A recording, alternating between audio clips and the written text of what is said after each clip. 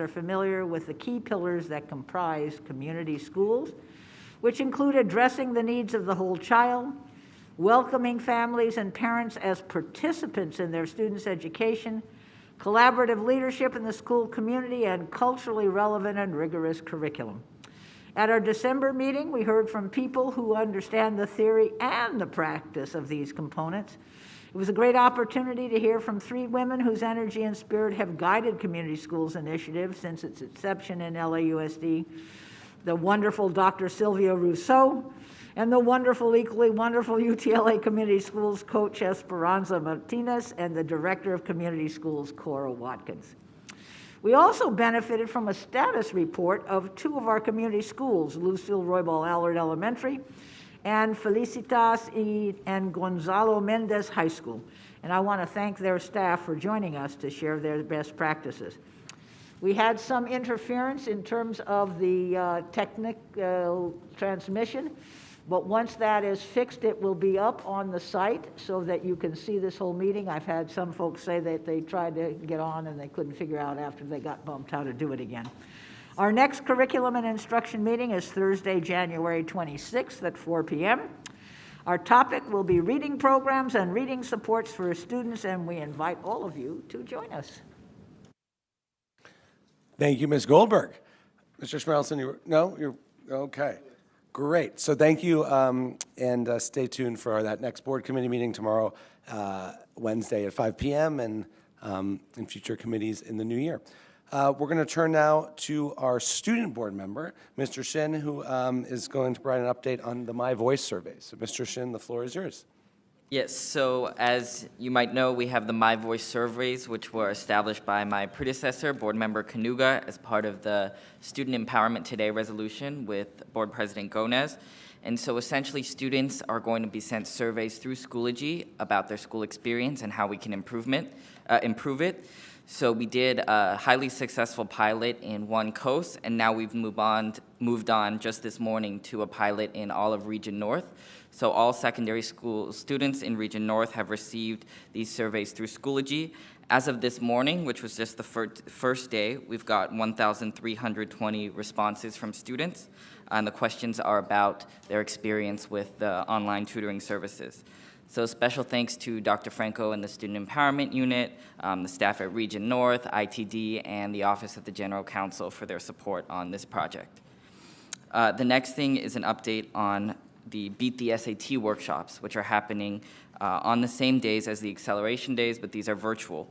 So we have 4 Beat the SAT workshops happening on the 19th and the 20th, both at 10:10 a.m. and then 12:30 p.m. So special thanks to the Division of Instruction for working with Tutor.com on those. Thank you, Mr. Shin. Thank you, colleagues, for those updates. Excuse me, we've now been told that the meeting that was interrupted is now up on the website so people can see it immediately. Okay. Thank you to the folks who are putting that together for us. Perfect. Thank you to the team, and we'll ask Mr. McLean's team to disseminate that at some point soon. We now have our labor partners. I see a few who are here. I know that Mr. Paez from ALA has signed up, and so we'll ask him to go first, and then if our partners at UTLA or others would like to speak as well, we are eager to hear from you. So, Mr. Paez. Good afternoon. My name is Neri Paez, and I'm the proud president of the 3,100 AALA members at schools, regional offices, and here at Beaudry. Good afternoon, Board Member McKenna. Welcome. Good afternoon, Board Member Rivas, Board Member Schmerelson, Board Member Melvoin, Board Member Goldberg. And I know you're watching Board Members Gonez and Ortiz Franklin. And of course, the folks behind you and Superintendent Carvalho.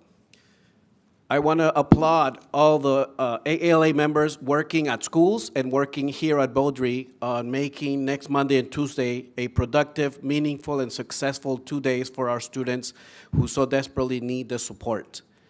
I will also acknowledge labor relations. I understand that as of today, the shuttle bus service provided by the district is now going to be functioning again for Beaudry residents, we'll call them. So thank you, district, thank you, labor relations, thank you, superintendent, for working along with Teamsters and CSCA and AALA on that effort, and that's going to be very helpful, productive for everybody involved. I want to also recognize the Deputy Superintendent of Business Services and Operations, Mr. Salcido, and of course, the Deputy Superintendent in the back, Dr. Estrada of Instruction, for the work you're doing as you start your new positions. And I want to also thank all of you for having open lines of communication with myself. And now I'm looking forward to having 7 board member conversations on a regular basis now that Dr. Rivas is taking on Board District 2. So thank you, and I want to advocate again for patience and understanding for those working next Monday and Tuesday. We definitely want to make it successful, and we appreciate the work. Thank you. Have a good afternoon. Thank you, Mr. Paez, and thanks to your members as well. Other labor partners here, I see UTLA, so please join us.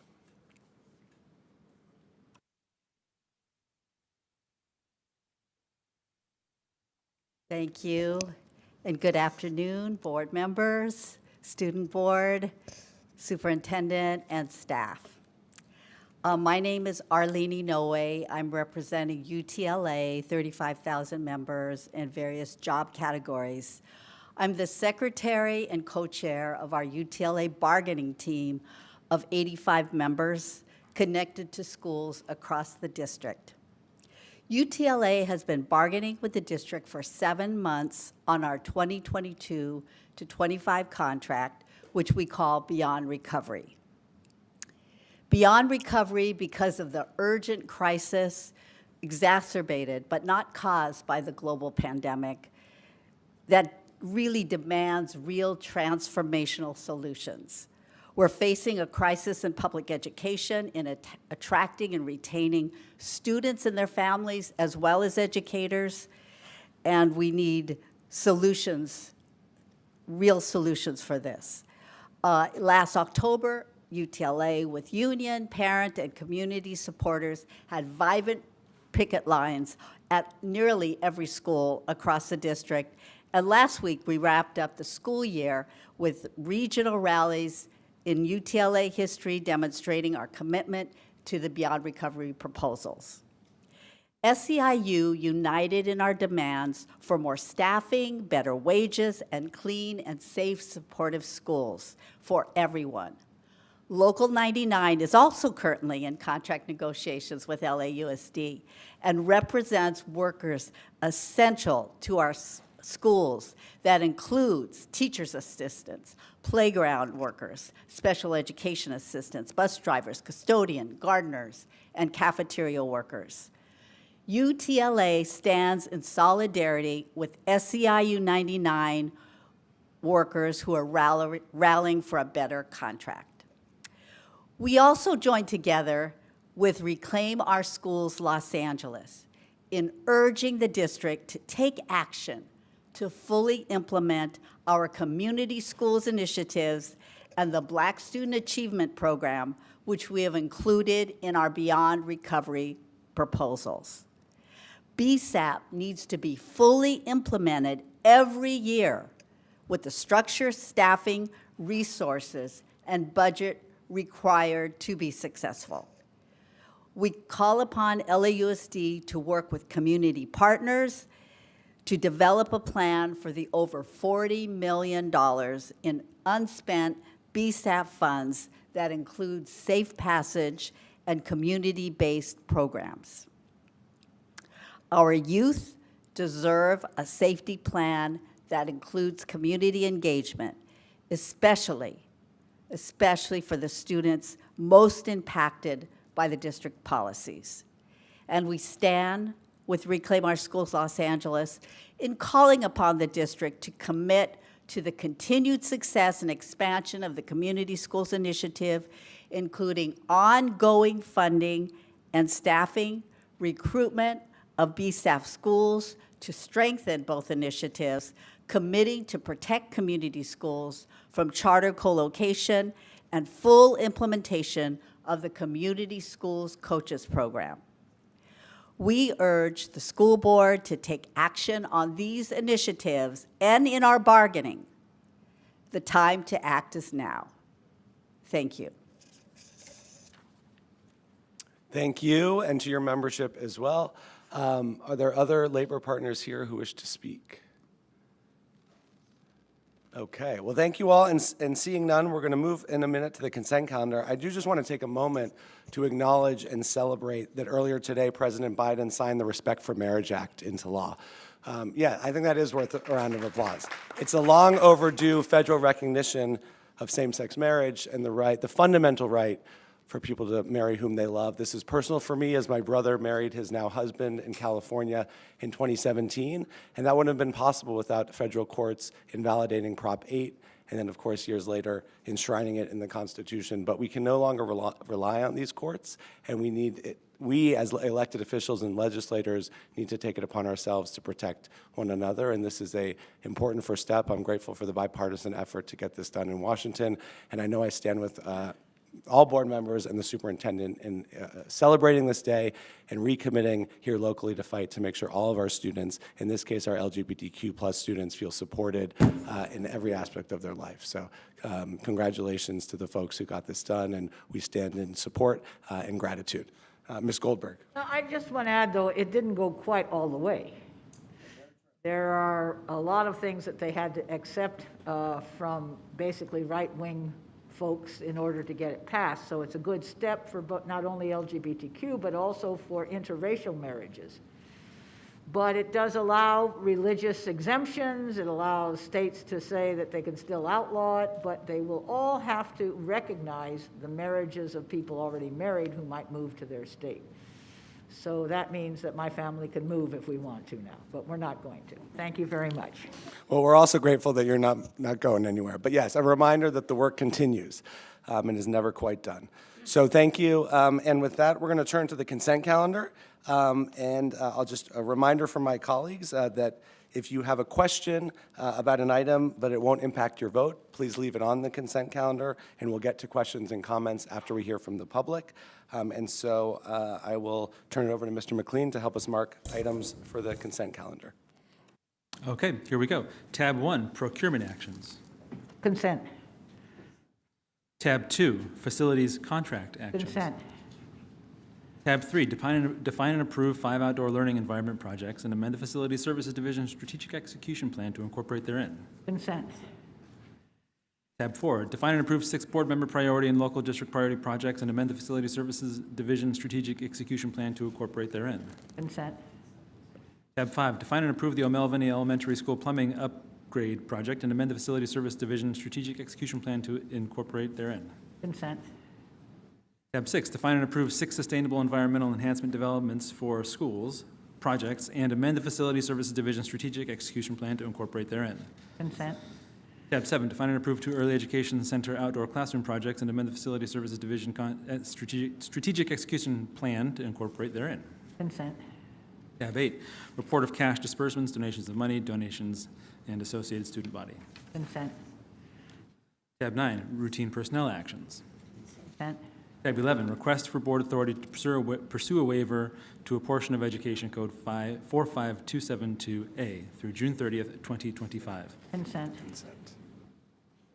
I Tab think 12. we can't, wait, this is not on consent. Tab 10 can't be on consent. But tab 11, I'm sorry, on 10 is not on consent. Correct. You skipped over 10? He did, yeah. But we'll acknowledge that tab 10 Sorry, is not on consent. I just thought 9, my apologies. 11 So, came after 9. He was a math teacher. No, I just didn't see it correct. I'm We sorry. know what comes after 9, right? apparently I do not. So, tab 10 is not on consent. Tab 11, request for authority to pursue a waiver to a Board of Education, to the portion of Education Code. Consent. Thank you. Tab 12, 2023 advocacy agenda. Consent, but a comment. Yes, and I'll note, too, that one I would like to leave on consent, but Senator Portantino is joining us at, I believe, 3:45 to just give an update on some of the bills that are before the legislature this year. So just a note about that. Okay, tab 13, renaming Paseo del Rey El Natural Science Magnet. Consent. Consent. 14, 2022-2023 first interim report and multi-year projections. Consent, but a comment. And I'll note that the superintendent has a presentation on that one, so that would be a good place for comments and questions, but also consent. Tab 15, Capital Facilities Fund Developer Impact Fees. Consent. Consent. Tab 16, I'll note as a public hearing. Report of correspondence, including 2 Williams Settlement Uniform Complaint Quarterly Report Summaries. Consent. Miscellaneous business, receipt of results of the November 2022 GO bond sales and comparison of good faith costs of issuance estimates and actuals. Consent. Consent. Well, by my read, we have everything on consent except that which cannot be on consent, which is tab 10. Correct. Okay, and we have comment from Ms. Goldberg on tab 12, the advocacy agenda, and tab 14, the first interim report and multi-year projections. With that, I'm going to ask Mr. McLean to call on our public speakers, present or virtual, who are calling to an item on the consent calendar. Okay, here we go. And sorry, I'll just note before you do that, our public comment is a time certain at 4 p.m. Some folks have signed up for that general public comment at 4. These are folks who have signed up for a specific action item. Thank you. Under tab 1 is Karina Murillo on the line. Karina Murillo. If you're on the line, press *6 to unmute yourself, and you'll have 3 minutes to speak. Okay, you are not there. Emily Scahan, are you there? Emily, if you're on the line, press *6 to unmute yourself, and you have 3 minutes to speak once you begin. Emily Scahan, press *6 to unmute yourself, and you have 3 minutes to speak once you begin. Can you hear me? Oh my gosh, we can. You have 3 minutes to speak once you begin. Thank you so much. My name is Emily, and I'm a foster parent in Board District 3. I'd like to welcome new member Dr. Rivas. I'm calling because I'm alarmed by the lack of procurement on common sense items to help us curb the rising pediatric hospital crisis. Due to the combined impacts of flu, RSV, and COVID-19, as I hope you know, we are facing an acute pediatric bed shortage in children's hospitals across the county, with some days in December seeing surge capacity at disaster levels. LAUSD should be a strong partner to our public health system during these crises, and yet procurement spent $0 on tests or masks the month of October. And while the board budgeted $50 million for deployment of portable air scrubbers to every classroom in the district as part of your ESSER Round 2 budget, the only wide-scale deployment of devices has been to Beaudry when you've had administrative staff outbreaks. There is no reason the district can't spend the infusion of federal resources on free tests, high-quality masks, and air filtration devices for our classrooms. The 4th grader in our home is on her 2nd week of substitute teachers because for the 2nd time in less than a year, her teacher has COVID. We actually kept her home from school this week because we have immunocompromised family members, and there has been zero messaging from the school or the district about this pediatric hospital crisis, all of the respiratory viruses that are circulating, and the district has made no communication about the fact that masks are strongly recommended and that families should be testing. And there are several indoor assemblies planned this week with hundreds of children singing indoors, which frankly just seems completely at odds with public health recommendations at this time. Please, please give our staff and students the same resources you give to headquarters and fulfill your promise to equip every classroom with a portable HEPA filtration device. Please have the district share clear and repeated communications both to school sites and directly to families that masks can save lives, that regular testing is recommended, and please require baseline testing when we return from winter break. As someone who works in public health, I'm begging you, we're really overwhelmed. There are no hospital beds. We really, really need your help. You should be providing free high-quality masks, free tests, and encouraging families to take common sense precautions. Please communicate this to school sites, and please do better. Thank you so much. Thank you for your time. Antonietta Garcia, are you on the line? Antonietta Garcia. If you're on the line, press *6 to unmute yourself, and you'll have 3 minutes to speak once you begin. Okay, she is not on the line.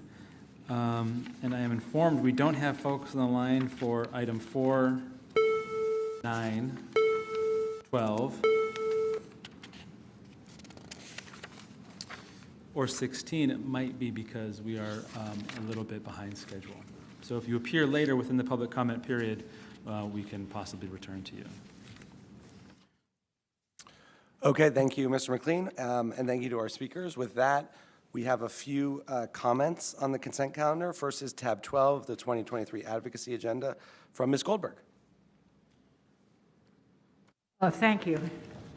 On tab 12, I just want to point out that the advocacy agenda that you see here is something that we have people in Sacramento and in Washington and here in LA County working on, but it works better when parents and community members join.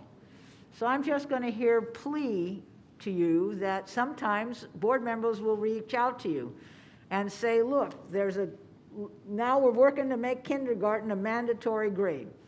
Please, can we send you something that will tell you what the issues are, and can you contact your assembly member? Can you contact your state senator? Can you contact the governor?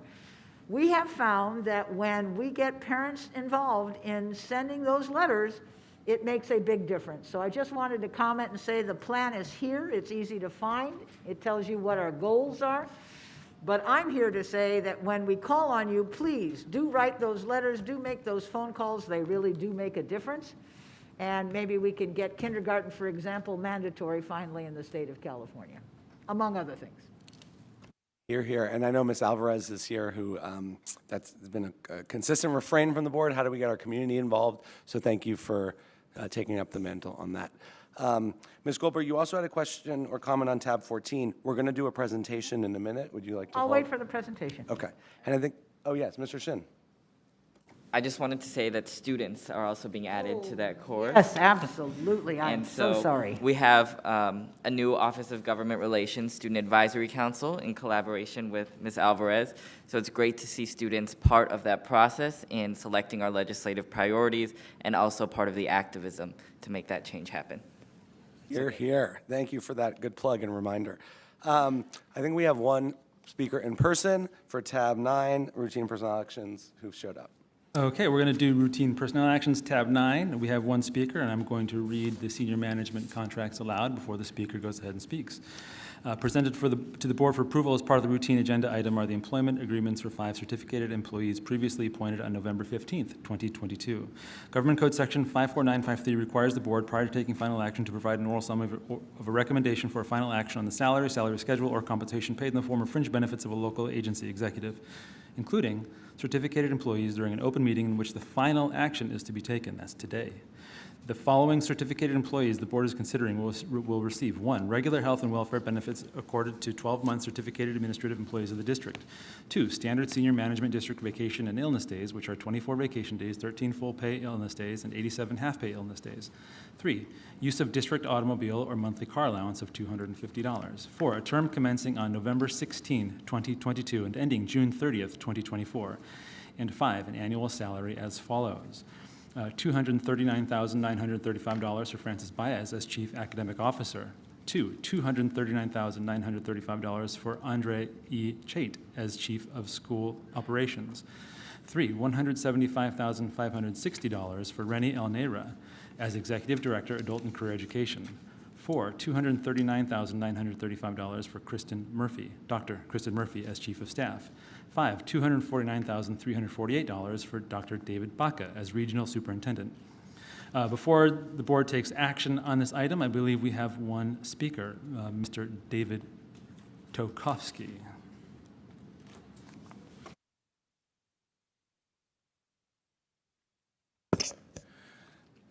It is.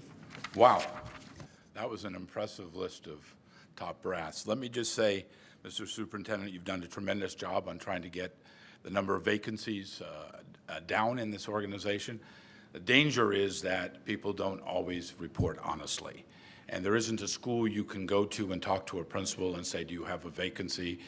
Do you have a substitute? Do you have something else? And it is true that there is still, in particular, your own field of chemistry.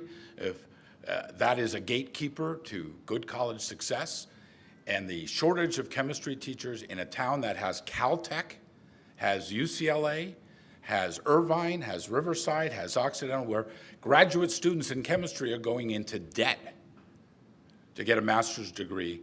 If you meet with the chancellors of those universities and your HR group with your instruction group, I guarantee you, and I know Deputy Superintendent has worked on this idea, but I think it's a good one to get top knowledge people and diversity and gender in those gatekeeper courses. In addition, I want to celebrate the once every 18 years, a waiver is coming into the school board. Very often, our student school board member says something about the rules in the state.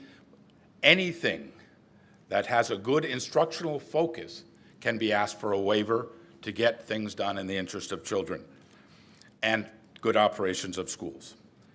I'm glad Mr. Portantino is coming, and maybe he's waking up later now that he's changed the time school's supposed to start.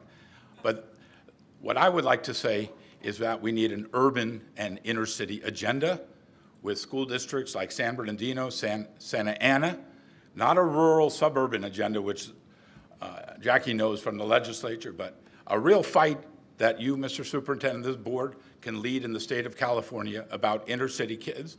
We almost lost the concentration factor. I have a memo even from government relations here that said the state's going in a different direction, and we fought back and we got the concentration.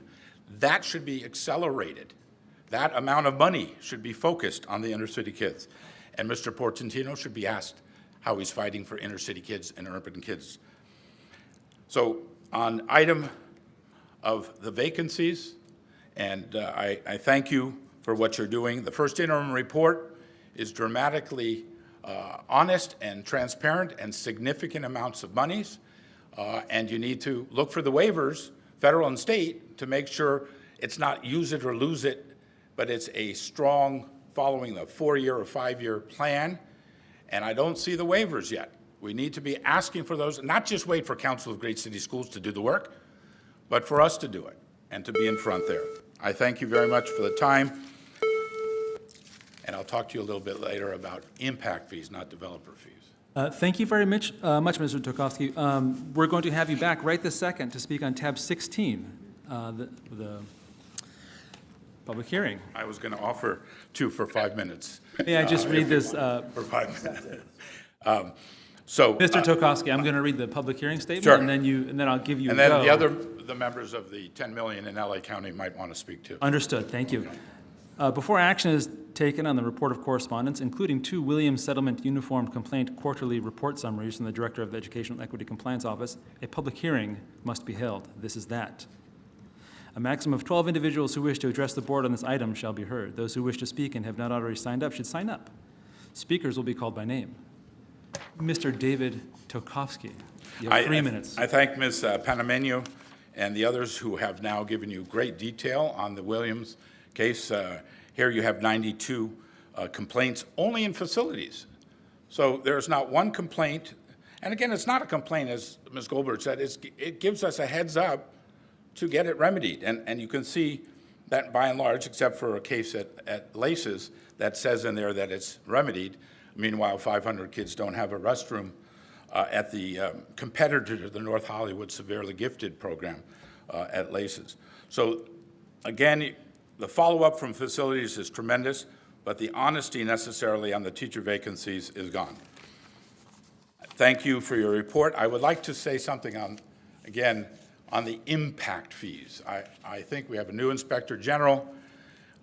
The collection of these fees, and there's an item in there with the City of LA where we contract with the City of LA to collect, and we'll take them for their honesty. But some of the other 26 cities are allegedly collecting the revenues. And I would guarantee you that if somebody lifted up the hood, you can't drive around this county without seeing the tremendous construction that has been going on. And that tremendous construction, we fought for at this district. We took an unorthodox position to support the impact fees rather than the Hart-Marietta lawsuit. And we should be collecting those in bounds before there possibly is a recession. Hundreds of millions of dollars in impact fees should be collected. And I would take a look at the county And as I read it more closely even again, because you read these things, and sometimes the consultant you get just prints the same report they made the year before, or they give you the same report they did for Long Beach, and then they just convert it to LA. It's not just development of construction of residence, but is every other kind of government in the county that constructs. So that could be water, it could be power, it could be, you know, a big mosquito net in the vector control district. Any of those should be collected on. And I see our Deputy Superintendent nodding. That requires an activist government relations, and our government relations is too small. So I leave it to the Inspector General to do a probe into some of these other governments who are building things, and everything they build, 1 square foot, is $3, $4 to the school district. And so we used to have when Ms. Goldberg was on the board last time, we had none of that.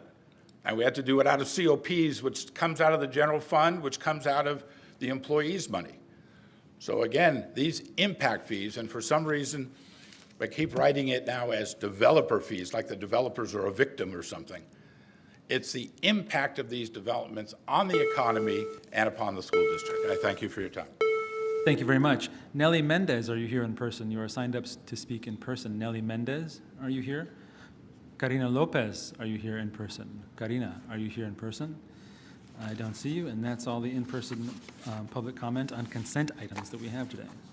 Thank you, Mr. McLean. So unless there are objections, we do have a presentation in a few minutes on the first interim, but it is on consent. So for the sake of staff who are here and have things to do, maybe we'll vote on the consent calendar and then do that presentation where we'll ask questions. And so, great, seeing no objections, will the consent calendar, was it moved? I'll move the consent Moved calendar. by Ms. Goldberg. We should have moved by Ms. Goldberg, seconded by me. I'll second the consent calendar. And I'll ask Mr. McLean to take the vote. And again, these are items 1 through 9, and then 11 through 17. Correct. Here we go. Dr. McKenna. Yes. Dr. Rivas. Yes. Mr. Schmerelson. Yes. Ms. Goldberg. Yes. Mr. Melvoin. Yes. And Student Board Member Shin. Yes. Thank you all. Consent calendar passes. We're going to move to our one discussion item very quickly, which is item 10, provisional internship permits. If I could have that moved. Move, second. Moved by Dr. Rivas, seconded by Ms. Goldberg. Are there speakers to this item? Okay. We'll see in a minute.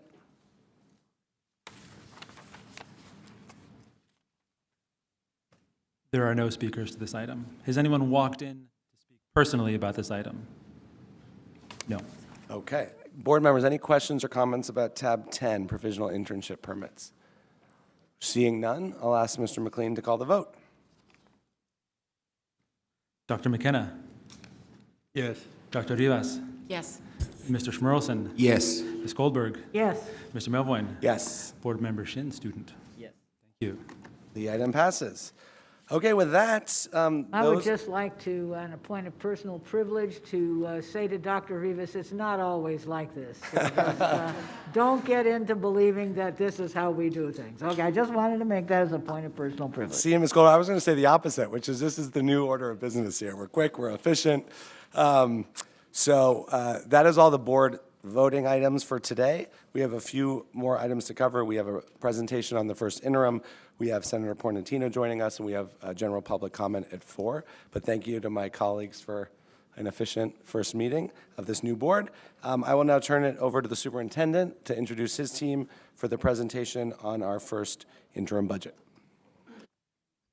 Thank you very much, Mr. President. My introductory comments shall be very brief. David Hart and his team will actually make the presentation. We, as a school system, maintain currently a very solid, strong financial position. One, however, that is significantly enhanced through federal investments, particularly ESSER. Those funds are timed. They will evaporate within 2 years. Any liabilities that this district chooses to commit at this point, chooses to embrace at this point, need to be considered in terms of how they're used.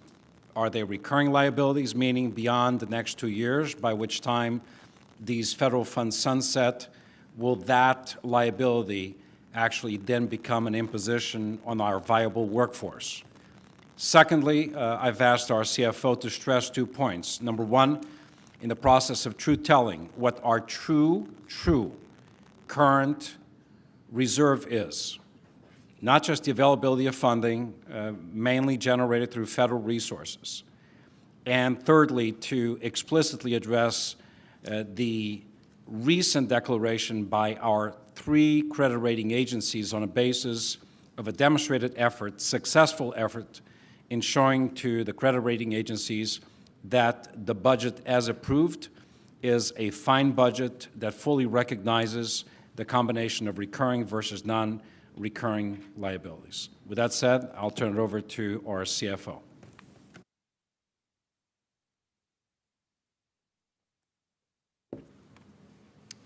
Thank you, Mr. Superintendent, members of the board.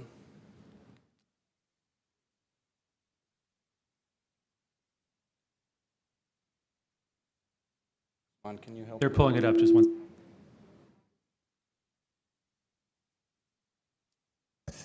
Given that we were before this membership as the committee of the whole last week, I will go quickly, emphasizing the points that the superintendent referenced and also touching on the new slides that have effectively amended the presentation from last week.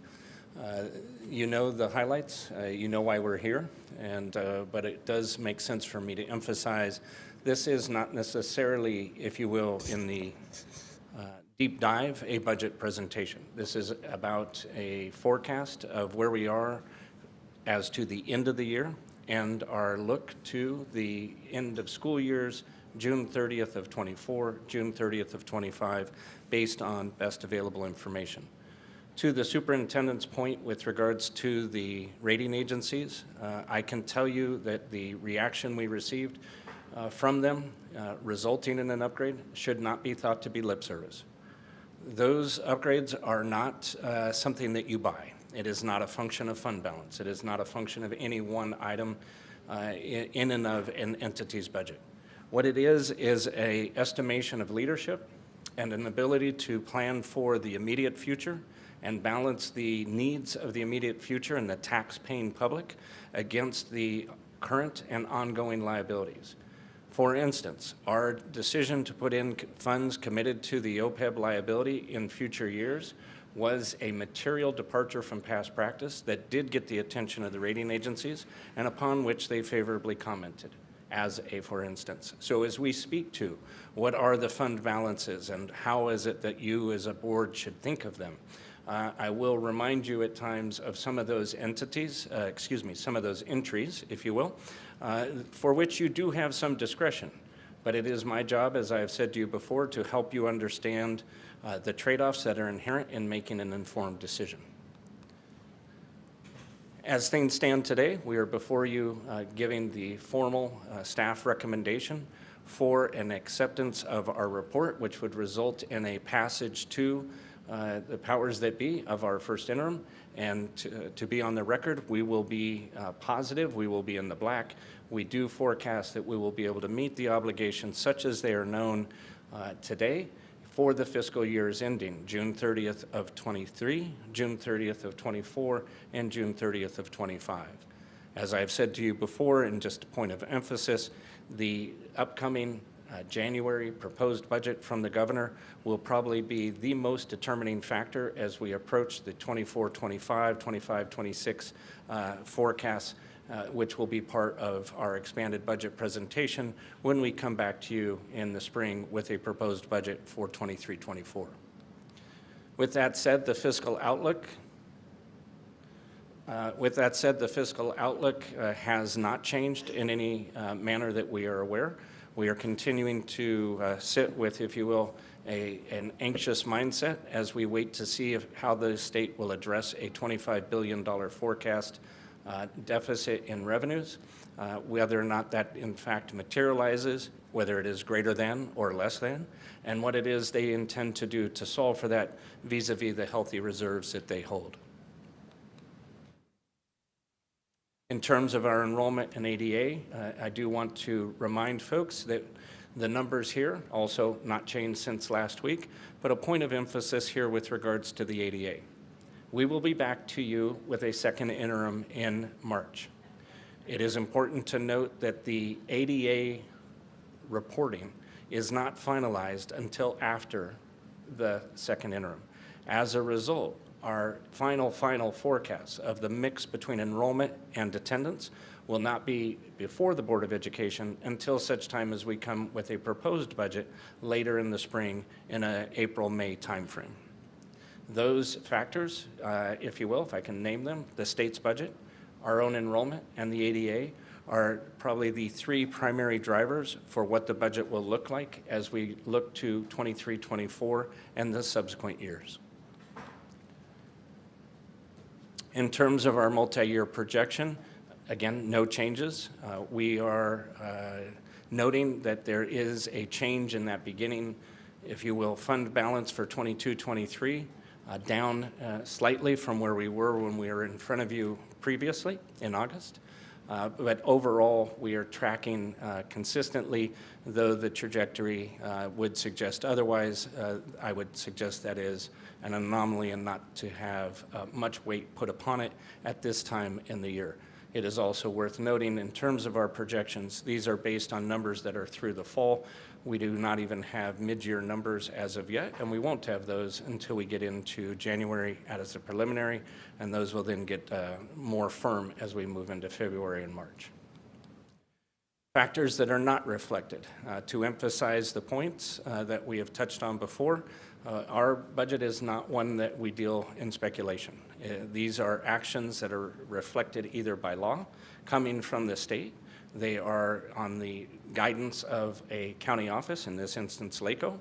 They reflect the actions of the board when the budget was adopted, or any subsequent action that we have undertaken consistent with one of those three other leading indicators, if you will. It is noting then that there is no change in compensation other than that which has already been approved. We do not have dollars set aside at this point for capital planning, which would include potentially cybersecurity investments. And as you've heard us say during the briefings and last week's COW, we are waiting on that state budget, but we are also very mindful that the state's forecast notes that they are not anticipating a significant downturn in response to inflation. A quick side note, the federal open market data suggests that there will be an additional rate increase. It will be, I think, the 8th in the last 9 months if it occurs. That is appropriate, I suspect, in regards to taming inflation. We are seeing inflation come down from where it was, but the fact that the rates are going up is having a cooling effect on the economy. If we're able to strike the right balance both locally and on a national basis, we'll come through okay. If not, TBD. In terms of the unrealized losses, this was one of the factors that you had asked me to expand on last time. When we were here in June, one of the things that, excuse me, I misspoke. When I was here previously, we spoke of that the balance had changed, our beginning balance coming into this fiscal year had changed because of the need to recognize unrealized losses that were booked to the period June 30th of 22. That amount totaled, I'm going to round numbers, $160 million. We were advising you that the likelihood that that unrealized loss would grow is real. If we, as this chart depicts, if we were to bring forward a number today as if it were the end of the fiscal year, we would be telling you that that $160 million is now $210, an increase by $50 million.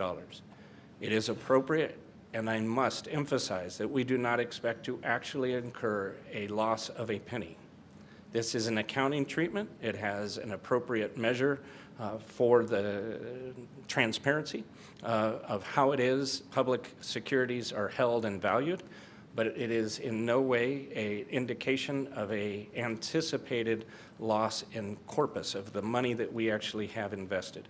This is a treatment so that in the event an entity, not us, but to address the circumstances that have occurred elsewhere, If we were in a position where we were forced to liquidate all of our investments, we would sell at a loss. We're not in that circumstance. The county is not in that circumstance. This is merely, at this moment in time, us being as transparent as can possibly be, showing our compliance with the accounting principles, and doing our best to ensure that when an entity such as the county has a responsibility to take securities that were purchased at a certain, what we'll call book value, and then later in time mark those securities to market, there is a discrepancy. In terms of the first interim general fund unrestricted, we also covered this last week.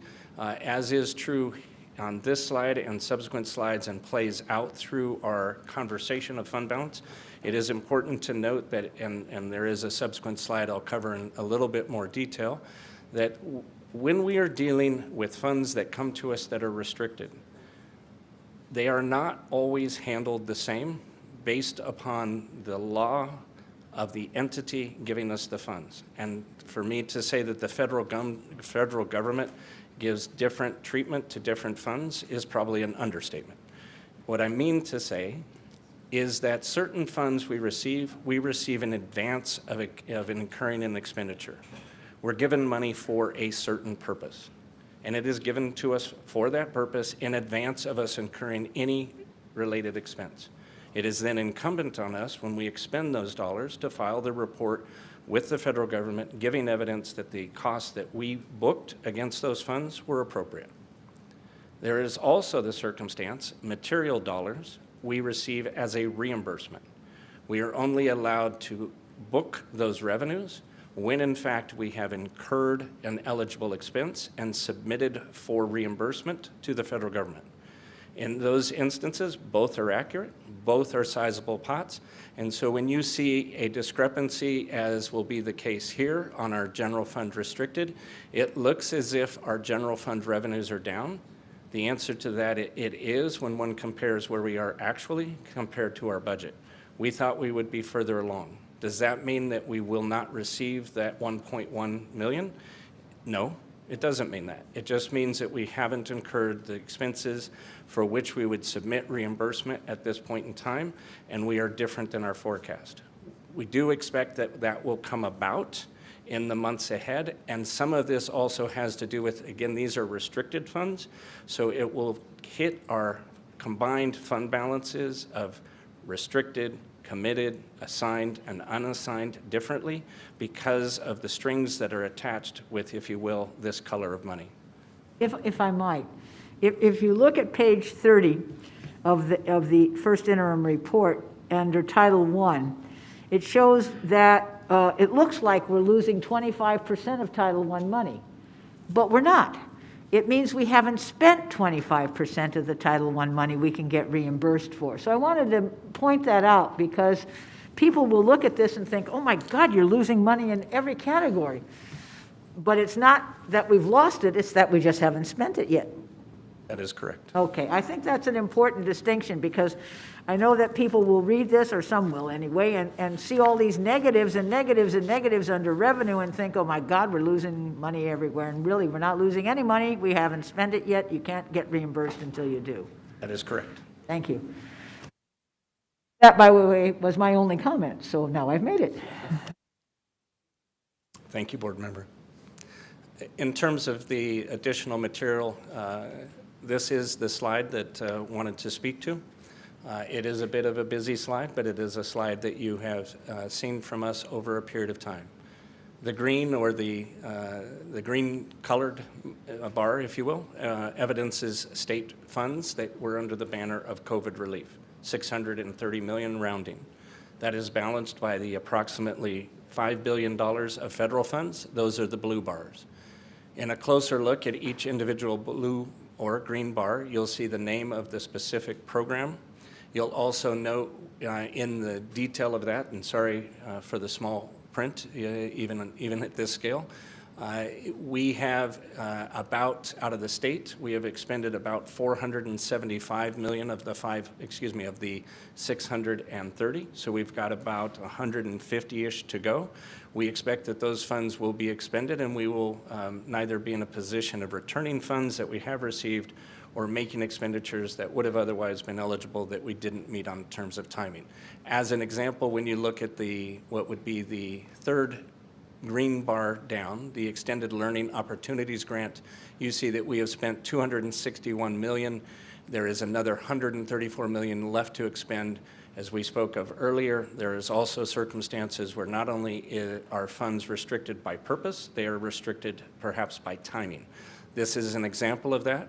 We need to expend certain amounts, 14 million by one date, the balance, the other 120 by a second date. These are the things that we spoke of last week, where the finance staff is working very diligently to protect and preserve the general fund and move eligible expenses off of the general fund to these COVID relief dollars. Has to be in a manner that is in compliance.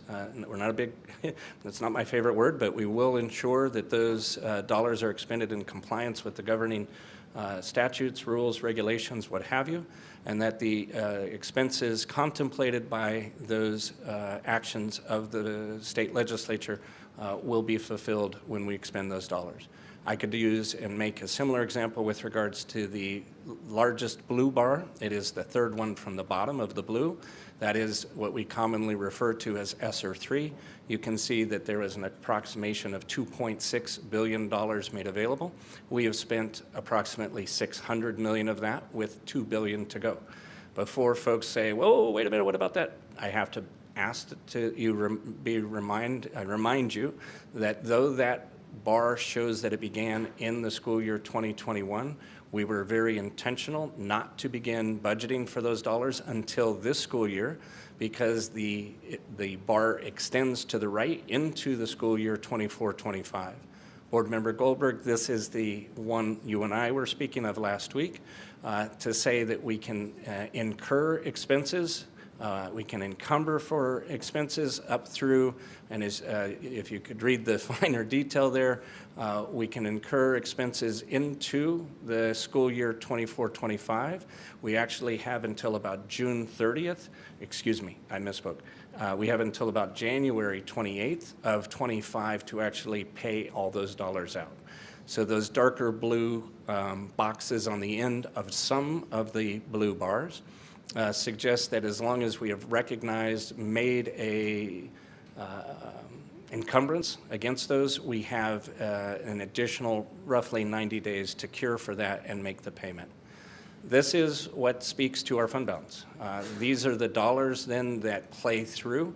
Those dollars are going to fall dominantly into restricted or committed dollars. In that regard, I think it's fair to say that they are going into the restricted pot. So long as we use the dollars for the purpose in which the statute contemplated, we're free and clear, if you will. If we were to elect to do so, or an error made an allocation against those dollars, we would be certain to be found, and we would need to reimburse the federal government for those expenses out of the general fund. As we look at the committed balance, that was oops, sorry about that. This is the detail here. We have an accounting, if you will, for the $2.3 billion in committed, and this is how that has been allocated from the targeted student populations, the CENI Equity Index, the OPEB, that's the 211 that we would anticipate releasing as an expenditure in the school years 24 and 25 respectively, the inflation protection at 244, the primary promise at 40.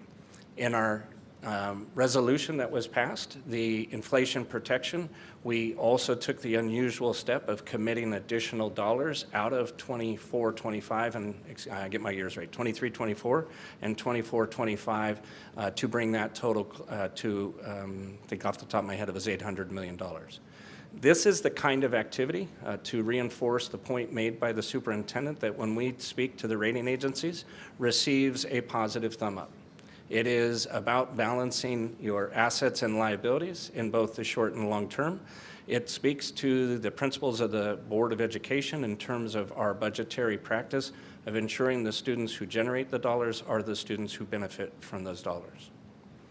That would conclude the presentation. Thank you, Mr. Hart, and thank you for your responsiveness to the board's committee of the whole last week in terms of updating some of the slides and adding that additional information. With that, I'll turn to board member comments and questions.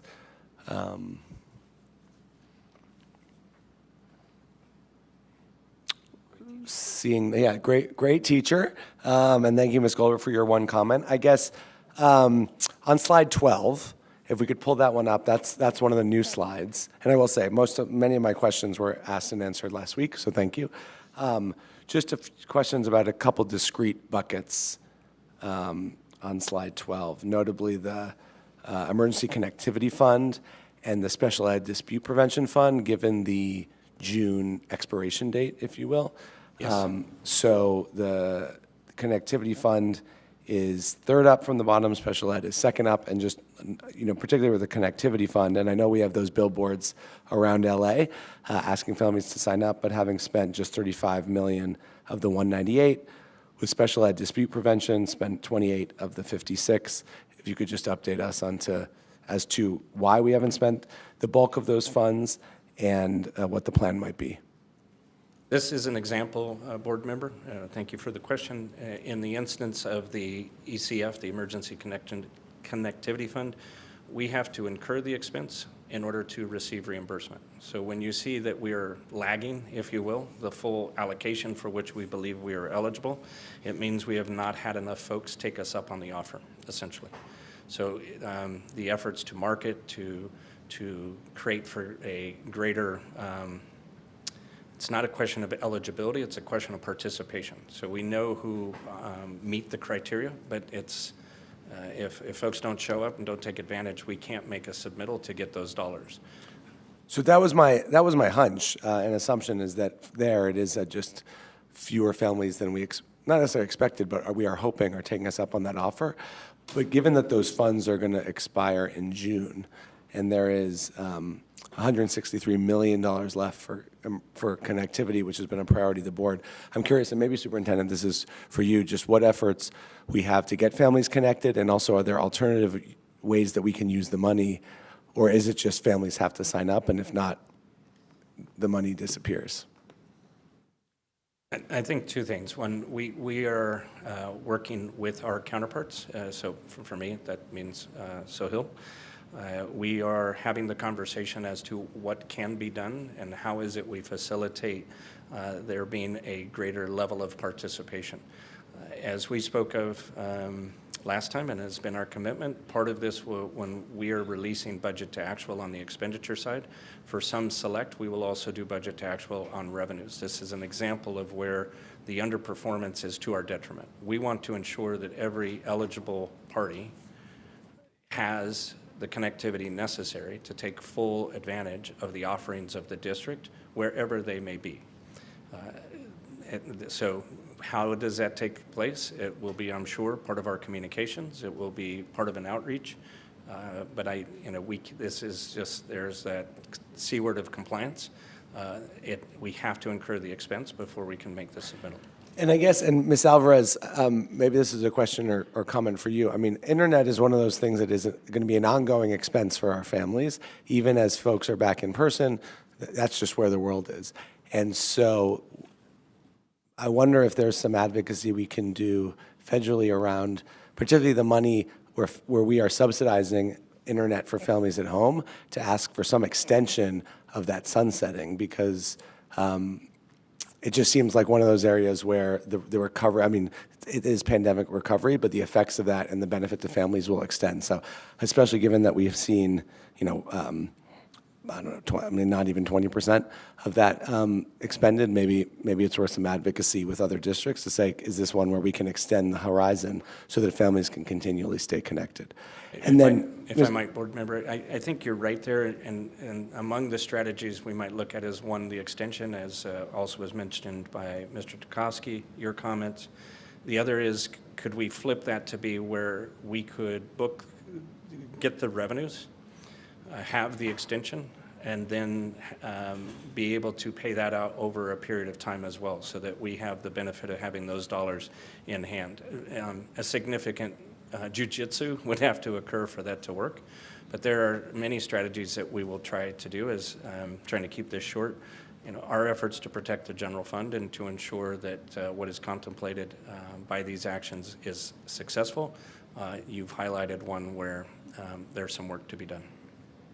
And the other question I'd have just on the connectivity is if there's any way, if we can't get it, if we can't expand or extend the window, if there are other ways, potentially infrastructure upgrades that we can use it, because whether that's, we've seen around the country working with cities and counties to, retrofit school buses to be Wi-Fi hubs and public housing projects, putting stuff in, the community for folks to use on nights and weekends. So if it's not something we can use to just subsidize broadband, are there capital expenses we can do to just improve infrastructure to help our families and our schools? Thank you again, board member. I hate to sound this way, but as staff knows, we get about another month into this. We're going to become very aggressive out of my office to move the ball. So we will be back to you, perhaps even before second interim, but I'm very much hoping that we will, on any number of those points that you're raising, see a different narrative. So if it's expanding time, changing whether it's a reimbursement or an advance, if you will, whether we can change the nature of what constitutes eligibility and change participation. It's one of those, to use the phrase, everything's on the table. Great. And then the special ed dispute prevention dollars, any commentary there? It's a different program, but the narrative is not materially different. My recollection is this too is, is a reimbursed program. We just have not hit that. I have actually a higher level of confidence that without having to do a lot of calculus and gymnastics, we'll be able to find eligible expenses. This just is a very accurate depiction as to where we were at the end of October. Great.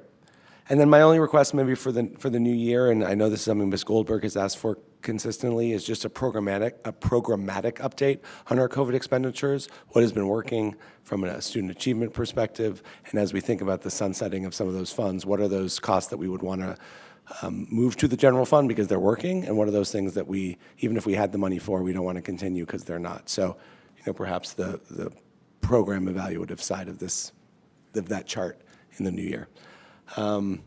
That's it for me. Any final comments, questions? Okay, yeah, Dr. Rivas. I just wanted to add just on how to reach families in terms of the connectivity and all of that. I know as a parent, I got an email, about the connectivity, come and learn information. But a lot of the families, they feel it's too problematic. I don't want to deal with that. But I think if we can reach down to the school level, and I know that whenever we want parents to sign up to a parent portal, we have parent reps, we have everyone at the school site connecting, talking to parents. And I think that's really what we need to do. I mean, just a suggestion is to reach out to the school sites and community reps who have great communication with their parents, and then just kind of demystify the fact that it's easy, and then this is going to be beneficial. And also echo on strengthening the infrastructure, because a lot of our communities, even if they do have Wi-Fi, the signal is very weak, or there's other sort of impediments. But working with the city, I think, would be helpful, and hopefully we can get an extension on spending the money. But I think it's the direct connection and conversation with parents, particularly the ones who we know need the connectivity, but for some reason or another, they're not either coming for these services, or so anyway. So I just feel from my own experience is connecting at the school site with community reps and parent reps, going out and talking to parents, letting them know that this is available and it's not going to be cumbersome, it's going to be easy, and if they encounter any problems, then they have somebody to reach out to. I think that's what it is, just demystifying what it actually is, and it's actually going to be helpful for their families and children. Thank you for that. Love the narrative. You and I, when the time comes to become more aggressive, we'll go arm in arm and make it happen. Thank you, Dr. Rivas. And I just want to elevate something I know the superintendent's spoken about, which is that the amount of unspent money in the Emergency Connectivity Fund belies how many families that have actually taken us up on the offer. There's a lot of money in there that we need to convert to a useful expenditure through the things we were just discussing.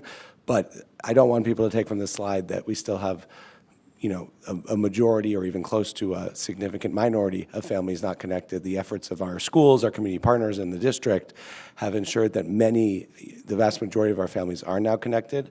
We just have to find ways to continue that connectivity past June and find other ways to strengthen the infrastructure so that becomes a given and not just a nice to have. With that, thank you, Mr. Hart. Class dismissed. It is 3:13 p.m. We have a time certain at 3:45 for Senator Portantino to join us, and then we have a time certain at 4 o'clock for public comment. I don't know, Mr. McLean, if there are any folks who have signed up for public comment who are here or online that would like to speak now. Otherwise, we might just take a recess for 30 minutes. Let me see who I can find.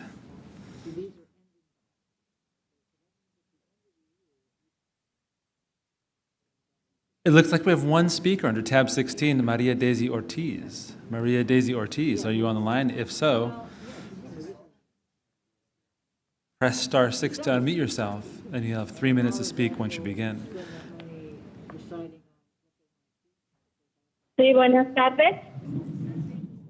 ¿Me escucha? Sí, se Buenas escucha. tardes, ¿me escucha? Sí, se escucha, pero un momentito, Ok, por favor, necesitamos la translator.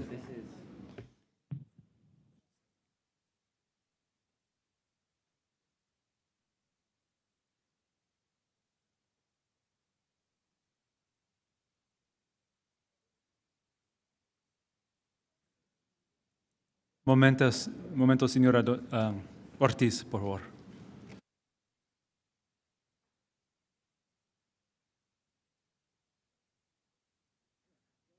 Ok, señora Ortiz, estamos listos.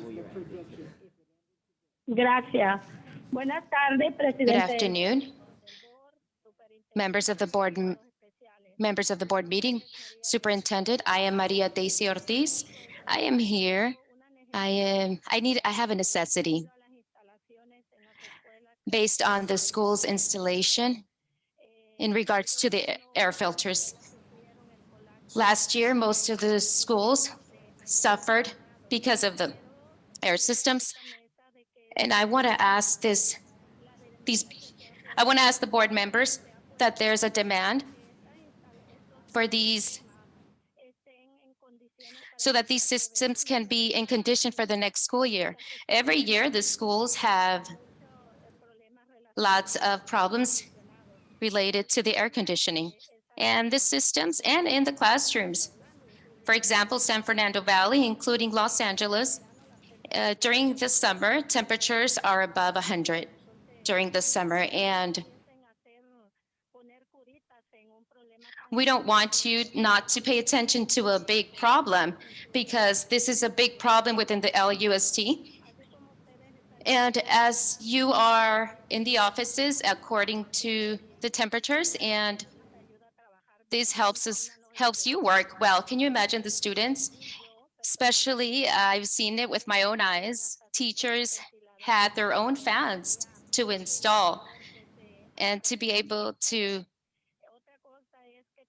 Another thing is that we need to have access as to have a Williams case. We don't talk about this within the schools to avoid these violations based on our students' learning experience.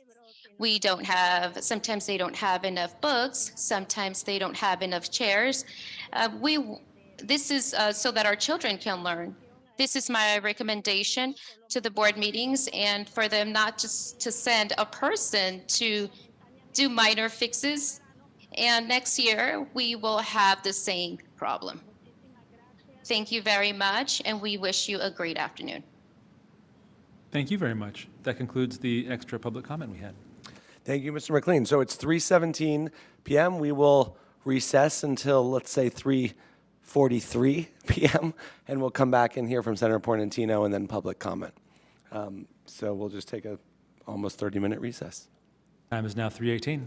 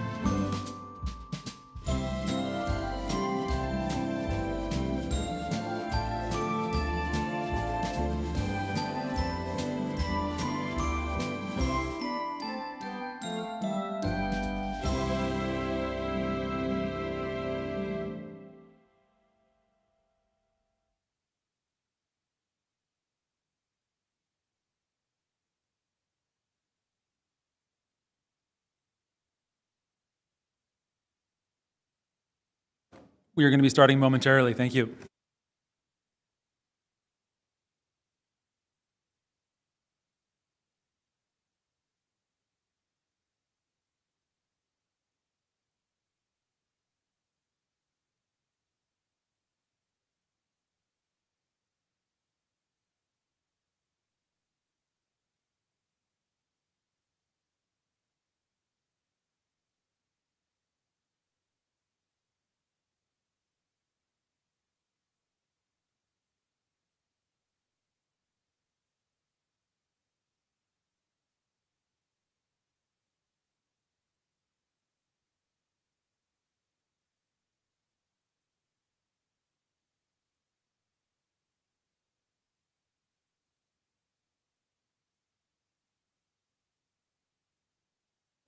Okay, welcome back. It is 3:46. We're returning from recess, and the floor is Mr. Melvoin's. Thank you, Mr. McLean. Thank you, colleagues. So we have just a couple items left. We're going to hear momentarily from Senator Portantino, and then we have our general public comment at 4. So is the senator with us? I have recently just promoted him to panelist, so he should be showing up in a moment. Great. Well, as he is joining, I'll just briefly introduce. I am here. Oh, wonderful. So Senator Anthony Portantino currently serves as the chair of the Senate Appropriations Committee. He's been a friend of our district and an advocate with everything from school start times to an enrollment-based attendance formula, an enrollment-based funding formula, as opposed from the current attendance one. Senator Portantino, thank you for joining us to talk about our 2023 advocacy agenda, which we just approved on consent. The floor is yours. Well, thank you, Mr. President and school board members. First, I'd like to congratulate the newly elected and sworn-in members. It's great to see the LAUSD sitting wonderful people to work on behalf of our children. So congratulations to the newly sworn-in members. Good to see you, Rocio and others. So pleased to continue to work productively with all of the board members.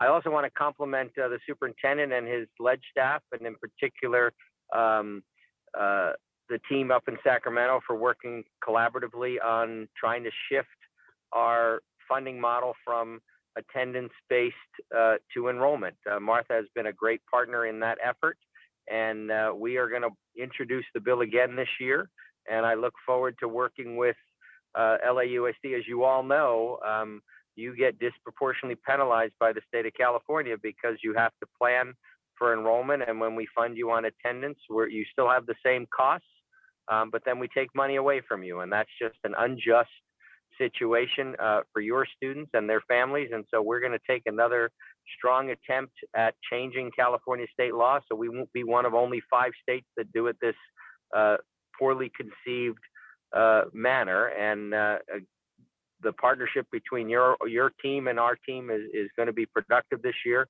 I know the superintendent shares that vision as well, and so he and I met a few months back and specifically talked about this issue.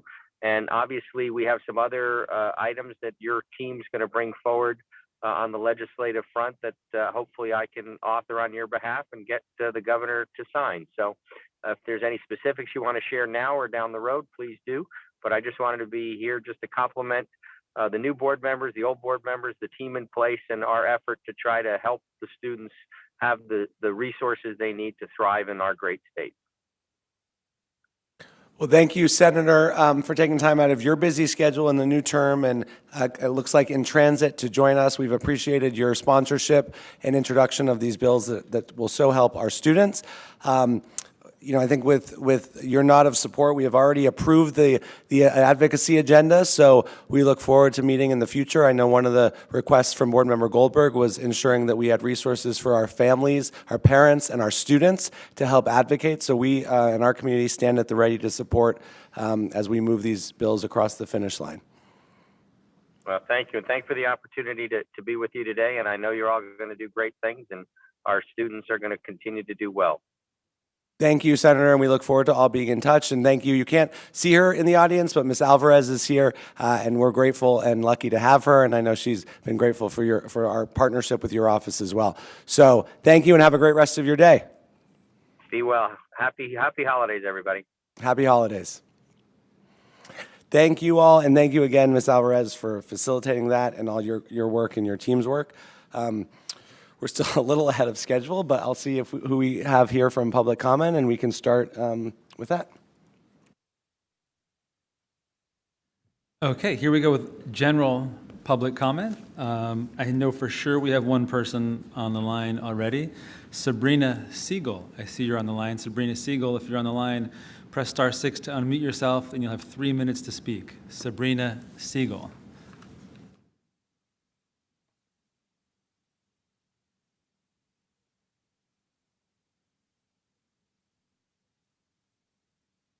Hi, can you hear me?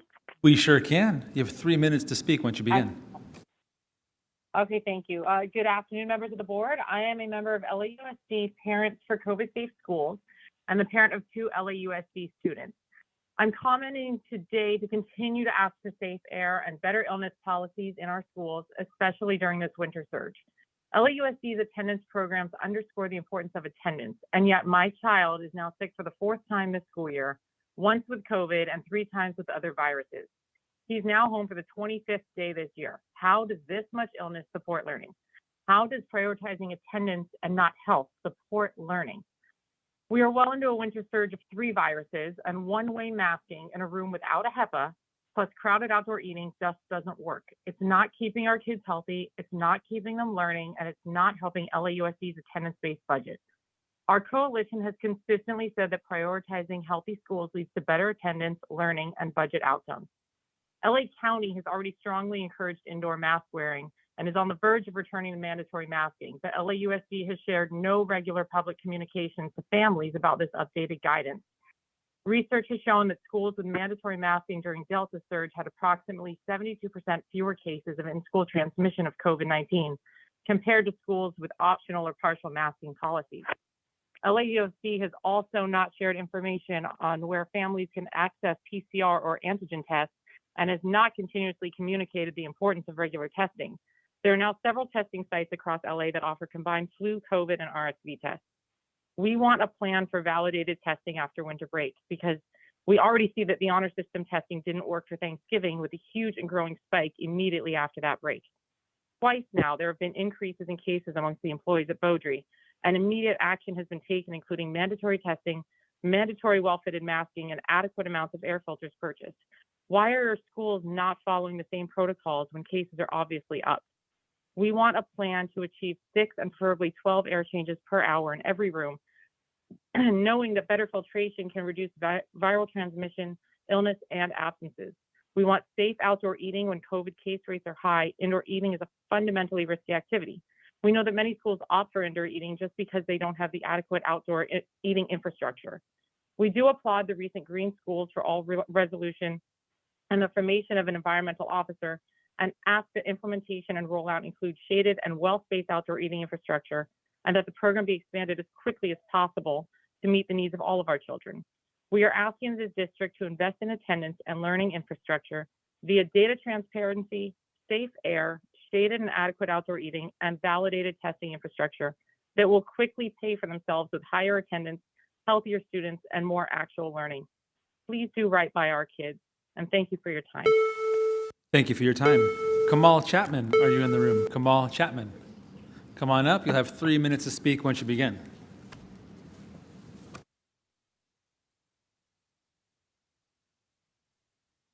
Guys, good afternoon. Good afternoon.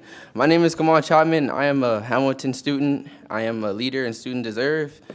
And my question to you is, how much more of a prison do you want it to feel like? Like, for real, because I already know 90% of the times you guys probably not going to pay attention to a word that a student says because a student says this and a student says that.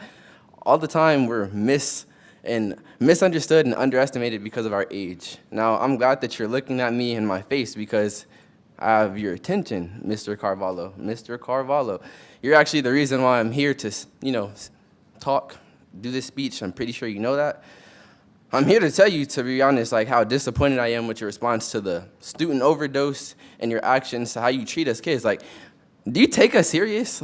Is it money or is it students? Because I really can't tell. Let us stop coming to school, messing up your attendance, messing up your check. You on us. When it comes about students overdosing and mental health, you don't want to really go for it. And that kind of aggravates me because you think that adding more police to campus to criminalize kids over their actions. These are kids. Kids are learning.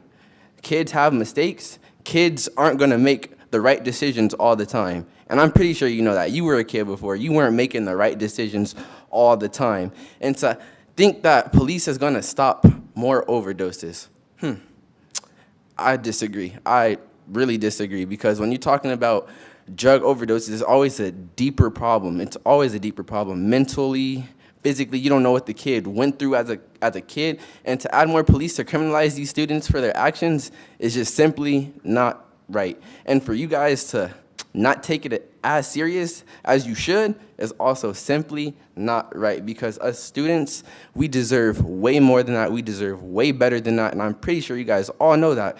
So my question that you can't answer, is it money or is it students that you really care about? Because I can't tell. I really can't tell. You criminalize us kids at school. Like, take a look. Like, you can compare jail to school. The food, the treatment, how kids get criminalized, it's just not right. And if you really care about the future of our school, you should take it more serious, because the kids, us, we're the youth, we are the future of it all, and we deserve to be took serious. And the fact that you guys aren't, it doesn't register, and we don't deserve that. So I just wanted to tell you my disappointment with you and how you weren't taking that situation as seriously as you should have, and for more improvement, because 90% of the times, I'm pretty sure it's just a mask that you hold up. Oh yeah, let's just wait till the student is done. Okay, we have to do this thing. I see straight through the mask. You're not fooling nobody. And I'm here to let you guys know that we see, and we are here, and we're here to take back everything that we deserve. Thank you. Thank you, sir. Esperanza Martinez, are you here? Esperanza Martinez.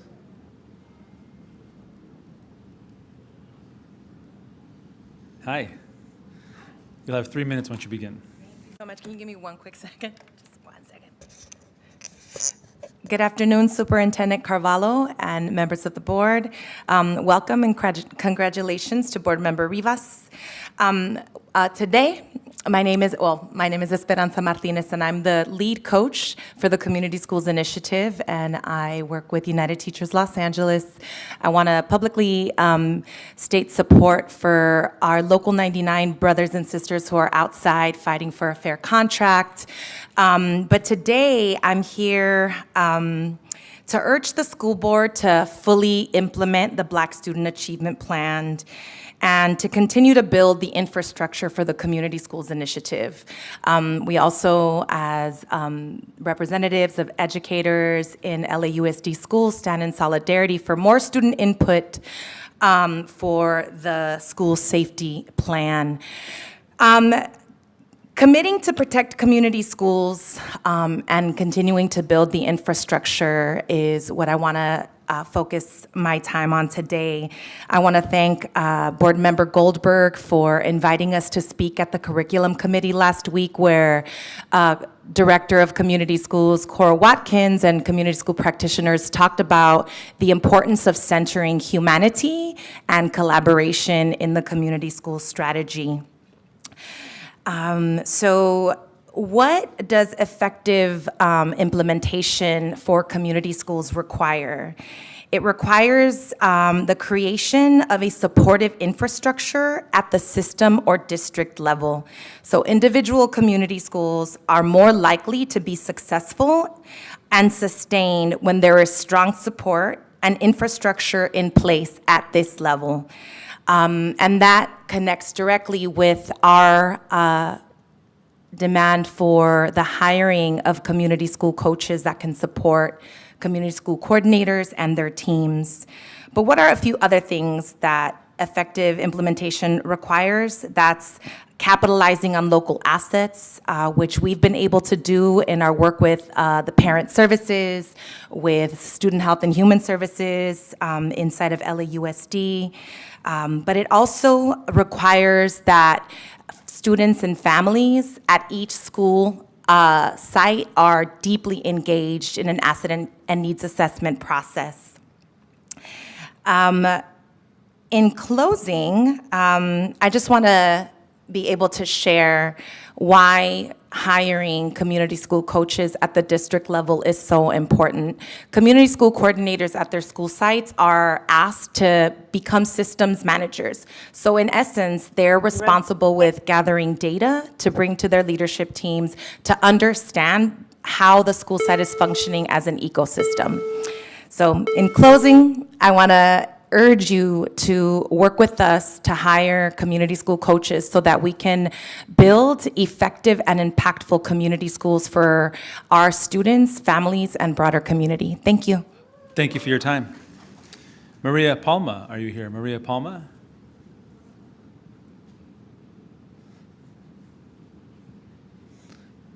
Come on up and you'll have 3 minutes to speak once you begin. Thank you.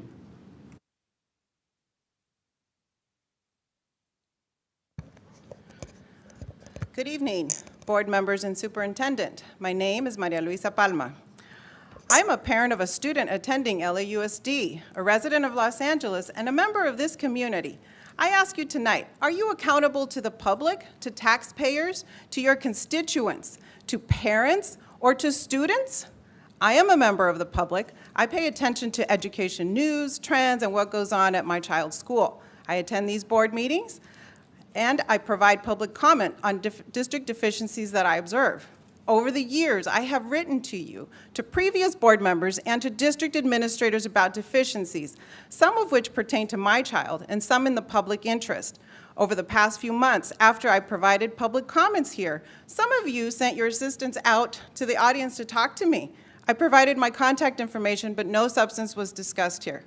On October 10th, I sent all of you an emailed package documenting transcripts of comments I presented to you here verbally, including a formal written request asking you to respond and document your actions to remedy the potential violations of law, including the Green Act, plus other deficiencies in transparency of parent committees and parent engagement. I received no written response, not even an acknowledgement of receipt of my communication from any of you, not from a single board member, not from any of your assistants, not from the superintendent or anyone in his office. No response whatsoever. So, an average parent doesn't deserve a response? You say you want parent engagement and collaboration. You have it written as pillar number 3 in the strategic plan as authentic engagement to leverage the power of our families, communities, and educational partners. Pretty words, aren't they? You have a board committee labeled as the Family and Community Engagement Committee. You have a department labeled as the Office of Parent and Community Services. What is the purpose of all of it if you are not accountable to the public? Are you figureheads? What service do you provide to the public to earn your salaries? Are you window dressing? Are you mouthpieces for the special interest groups that funded your election campaigns? The public, the parents of the city are your constituents. But judging from your actions, we as the public have no recourse to hold you accountable. Perhaps what you mean by parent engagement is more along the lines of having moms bake cookies for a bake sale, or providing parents with a certificate of completion for joining Zoom meetings labeled as LCAP study group sessions, where canned PowerPoint presentations are read verbatim by your staff. What parents mean by engagement is completely different. Perhaps it is easy to write me off. You see me standing here alone, just one parent. But think about this. Perhaps I won't always be alone. How many parents working together will it take for you to pay attention and respond? How many parents does it take for you to be concerned about your re-election campaigns? We are going to find out. Thank you for your time. Thank you for your time. Diana Guillen, are you here? Diana Guillen.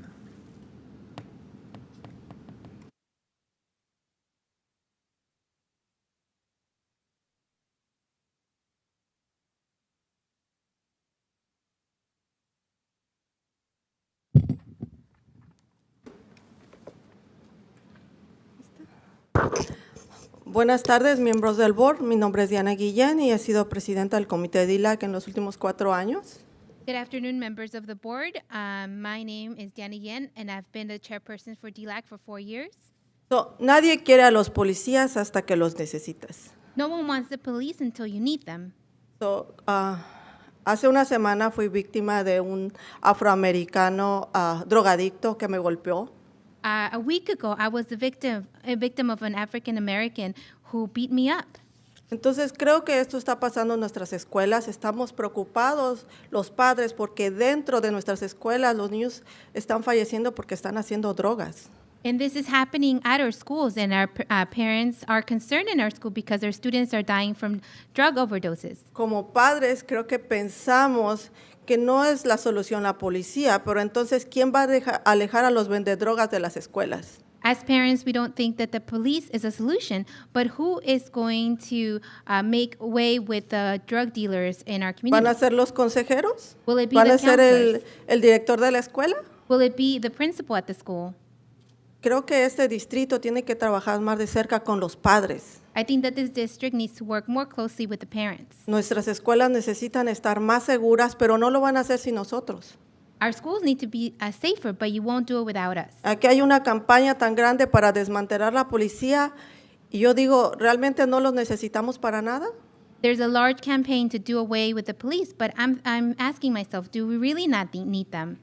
Creo que es una colaboración donde los padres, los maestros y los estudiantes deben de estar en la misma página. I think that it's a collaboration where parents, students, and staff need to be on the same page. Y que los sindicatos dejen de estar simplemente haciendo su agenda para más privilegios. And I think the unions need to stop ahead with their agenda just for privileges. En la agenda de los sindicatos nunca he visto que apoyen a los padres. In union agendas, I've never seen support for parents. Siempre quieren que los apoyemos para que tengan mejores salarios. They always want us to support them to get better salaries. ¿Y cuándo ellos nos han apoyado para que nosotros tengamos entrenamientos donde nos podamos desarrollar mejor y apoyar a nuestros estudiantes? Where have they been supporting us so that we have trainings and become better leaders? Tenemos en los sitios escolares donde siempre está dividido. Jamás están apoyando a los padres, los maestros, pero nosotros sí tenemos que estar atrás de ellos. At the school side, we are always divided between the parents, but when they need our support, they always go after the parents. Siempre estamos atrás porque saben que somos débiles, saben que no tenemos todas las herramientas que ellos tienen, que cada semana se están entrenando. ¿Y qué hay de nosotros como padres? We are always behind them, and they know that we're weak because we are not getting all the trainings that they have, and that they have all the tools, that we are just parents. Hay padres que tienen la convicción de ayudar, de dar su tiempo voluntario, pero ¿qué pasa? Las administraciones lo que hacen es hacer que ese padre se desanime y que ya no quiera continuar. And parents that have the time to commit and want to give back, but then the administration unmotivates them to participate. Preguntamos acerca del presupuesto, siempre nos dicen es que no hay dinero. And we always ask about the budget, but they always say there's no money. Pero sabemos que el gobierno estatal y el gobierno federal dan dinero para esto. But we know that the federal and state government give money for that. Pero ¿quién está haciendo todo esto? But who is doing all of this? O sea, ¿en quién están poniendo las manos de la participación de los padres? Parent engagement, in whose hands is it? Personas que dicen que no se puede hacer lo que uno pide. People that say that we cannot do what we ask for. Cuando ahorita el superintendente ha hecho muchos cambios acerca de las 4 regiones ahora que van a ser el distrito escolar de Los Ángeles, y es un gran cambio que está sucediendo. Just like the superintendent just made the change of the 4 regions, which is a great change is happening. Ahora con los días de aceleración, ninguna escuela está promoviendo eso. And with acceleration days, no school is promoting that. Cuando nosotros preguntamos, oiga, yo quiero que mi hijo vaya, es que nadie me ha dado información. Y le digo, entonces, ¿cómo puedo escribir a mi hijo? Luego te mando un correo electrónico.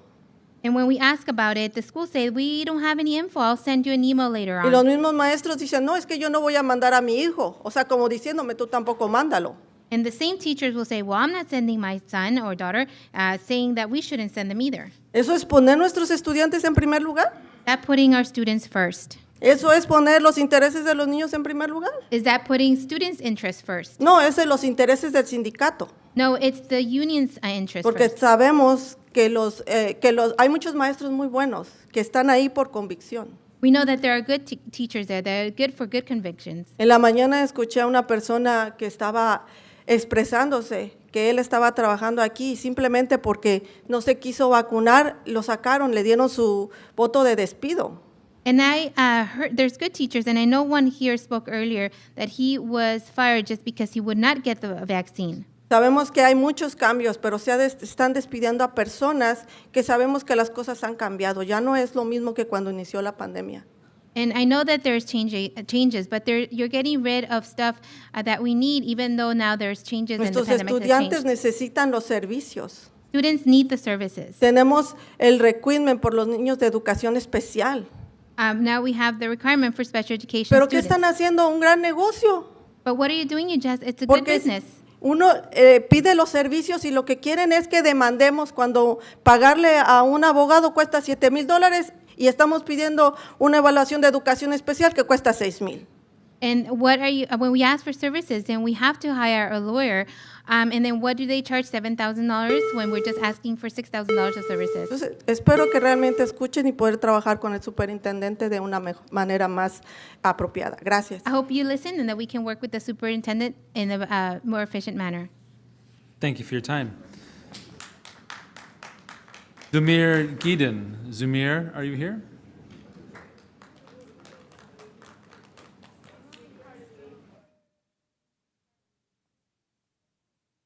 Come on down, and you'll have 3 minutes to speak once you begin. Good evening. I'm not going to be here long, and I don't need 3 minutes to tell you how to do your job. But my name is Zumir Gaiden, and I'm a leader with Students Deserve at Hamilton High School in McKenna District, and I'm sick. I just coughed my way through my AP Statistics final, and I rushed straight here after school. But I'm sick and tired. Not only am I sick and tired of the constant lack of change in our school district, but I'm sick and tired of Superintendent Carvalho's negligence when it comes to black students in LAUSD. Despite constantly telling the media that he's developing a safety plan for LAUSD, Carvalho has yet to ask black students about their experiences when it comes to school police. Carvalho does not understand what it feels like to be criminalized in your own campus, a place where it's mandatory that you attend every single day. Imagine that, Carvalho. Black students have been consistently speaking outwards against school police for years as they have been nothing but a nuisance and a danger to black students, yet nothing has changed. We want more PSWs. We need rehabilitation instead of criminalization. We need to support our black students and their futures through mental health counselors. When Carvalho talks about school safety without mentioning the significant issue of how school police have negatively impacted black students, he fails to realize the resulting substantial loss of credibility when it comes to his name and reputation. Why be in a position of power amongst students if you have no incentive to actually acknowledge what students need? We are constantly disappointed in Superintendent Carvalho's actions, and with the new school board, we will continue to push for an end to criminalizing black students. Thank you.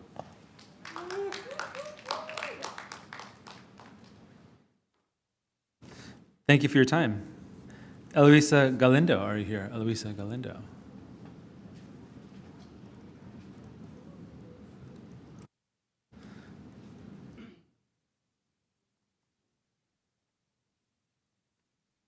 You will have 6 minutes to speak when you begin. Buenas tardes a los miembros del board. Le damos la bienvenida a Rocío Rivas y nos unimos a la lucha del CIU para un contrato justo. Nuevamente, Good afternoon, members of the board. We welcome Rocio Rivas, and we are united in the fight with CEIU. Soy una mamá que tengo una hija en LAUSD, tengo dos que están graduados, están en la universidad. I am a mom of a student in LAUSD and 2 LAUSD graduates. Podrían decir, otra vez está aquí hablando. And you might say, well, here she is talking again. Lo que me he dado cuenta desde que yo peleé con una coubicación en la Escuela Mariana. And with what I have noticed with a fight against a co-location of Mariana, esto es lo que está pasando. Tenemos que pelear los padres con el poder político y el poder dinero. This is what we parents have to do, with fight with political power and with money power. Aquí tenemos asociación de charter, los ricos y Padres en Revolución, Speak Up. And here we have the Charter Association, Speak Up, and another organization. Aquí tenemos a los maestros. Here we have teachers, a los estudiantes. Students. ¿Qué está pasando en el distrito escolar? What is happening in the district? En medio están los estudiantes y las escuelas que tienen asociación de charter para privatizar la educación y le están quitando los recursos a las escuelas públicas. And here are the students and the parents who are fighting against the Charter Association, who are taking money away from the teachers. Estudiantes de charter y pública están siendo afectadas. Students that are in public education and charter education are being affected. Yo me uno al plan estudiantil de los afroamericanos. I am united in the Black Student Achievement Plan. Porque ¿qué es más fácil? ¿Ver una patrulla con un arma o tener un consejero que nos ayude emocionalmente a nuestros hijos? Because what is best, to see a police car and officer with a gun, or to have a counselor to help us with our mental issues? Es tiempo de dejar esos intereses de asociación de charter y unirnos para el éxito estudiantil de los estudiantes. It is time to let go of the Charter Association and to unite together for the students. Tenemos que tener más escuelas comunitarias que sean de la comunidad, que tengan las necesidades, las prioridades para el éxito estudiantil de los estudiantes. We need to have more community schools that address the needs of the students. Son un modelo de necesidades para que se adapten a la comunidad. It is a model of need that needs to adapt to the community. Podrían tener ayuda de inmigración, ayuda de enfermerías, They could have immigration help or ayuda health help, de doctores. doctor help. Queremos que el LUSD apoye a las escuelas comunitarias. We want LAUSD to support community schools. Hay 36 escuelas comunitarias There are 36 community schools, y 36 que están ellos los que están resintiendo la falta de recursos en los salones. and last Monday you saw teachers raise their voice because they are being affected by the lack of resources. Ellos son los segundos padres de nuestros hijos, están sintiendo, comprando con su propio dinero They are para students. ayudar a nuestros hijos. There are students' second teachers, and they're the ones that second parents, and they're the ones that are purchasing stuff for our students. Necesitan unirse, trabajar por todos los estudiantes. You need to unite and work for all of students. ¿Qué está pasando? Estamos en el segundo distrito más grande. What happens? We are in the second largest district. $11,000 para invertir en los estudiantes, $11,000 to invest in students. $75,000 para las cárceles. $75,000 for jails. Es tiempo de unirnos y de trabajar por nuestros estudiantes.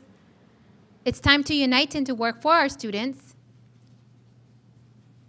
De apoyar el plan estudiantil más allá de la recuperación. To support a student plan of achievement beyond just recuperation. Nos encontramos saliendo y entrando de una pandemia. We find ourselves coming in and out of a pandemic. Esos recursos de enfermeras, consejeras, todo hace falta en las escuelas. The resources for counselors and nurses, it's needed at the school. Y por favor escuchen a los maestros que son los que están en el salón viendo las necesidades con muebles de 30 años. And please listen to the teachers. They're the ones in the classroom that are seeing the needs, like furniture that is 30 years old. No tienen espacios verdes, They don't have green spaces. no tienen consejeras, They don't have counselors, enfermeras. nurses. Es tiempo de que pongan una escuela, se involucre más LUSD en las escuelas comunitarias. It's time for LAUSD to engage more in community schools Y unir fuerzas por los niños. and unite Olvidarse forces de for the asociación students. de charter, olvidarse de los millonarios que pusieron en el Distrito 2 más de $8 millones. And forget about charter associations and those rich people that spent $8 million in District 2. Es tiempo de unirse a los Thank you for your time. estudiantes. Time to unite students and teachers.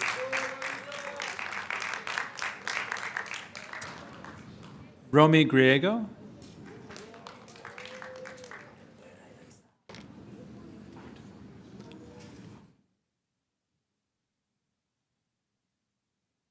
You'll have 3 minutes to speak once you begin.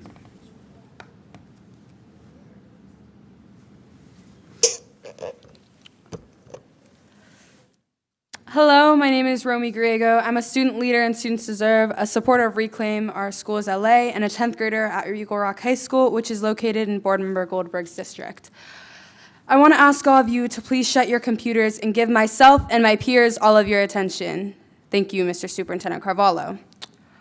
I'm here today during finals week dedicating my time to be here to tell all of you that you're not doing your job, specifically Superintendent Carvalho. Eyes up, please. Last week on December 5th, Students Deserve joined in the UTLA rallies all across the city. Superintendent Carvalho, you're not only failing to listen to the teachers, but you're failing to listen to us. We're working with UTLA to ensure that the negotiations between UTLA and LAUSD include the expansion of BSAP, community schools, more mental health services, and a shifting of funds from school police to safe passage programs. The need for safe passage programs has become increasingly more relevant and necessary, not only at my school, but at schools across the district. Recently, there was a rise in incidents occurring around my school, and I've spoken to students and admin, including the principal, and we're all in agreement that safe passage programs need to be implemented.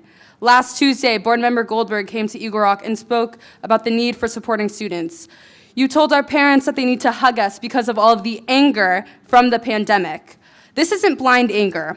We're asking you to listen and you continue to ignore us. And now I'm telling you that we don't need a hug. We need support from all of you. You need to provide our schools with more mental health services, violence prevention programs, and more climate advocates. You claim you're all listening to us, but then you say you want an increase of school police immediately after I told you that is the opposite of what we wanted. You told us you're in support of safe passage programs as long as it was funded correctly, and now you have the power to fund it correctly. I'm asking you to do your job and listen to the students and what they need before making unfair decisions without our say. You need to include the students' opinions in your decision-making processes. You all need to commit to the continued success of community schools by ensuring that all staffing positions are filled and continue to expand community schools all across the district. There needs to be permanent funding for the existing 34 community schools and for the upcoming 36 schools, as well as recruiting BSAP schools to become community schools in order to strengthen both of these initiatives. We also want all of you to ensure the protection of community schools from charter co-locations and implement community school coaches. And lastly, do whatever possible to apply for the state funds that will be available next school year. Last time I was here, I told you, Superintendent Carvalho, that you needed to reach out and connect with Students Deserve to include Black students in the conversation around your safety plan, and you have yet to do that. My offer still stands, and I'm expecting you to reach out to students to get their input. I want to remind all of you that Students Deserve will continue pressuring, and so will the thousands of teachers across the district that were out in the streets with us last Monday. We need you to do your jobs. Thank you. Thank you for your time. Laquel White, are you here? Laquel White?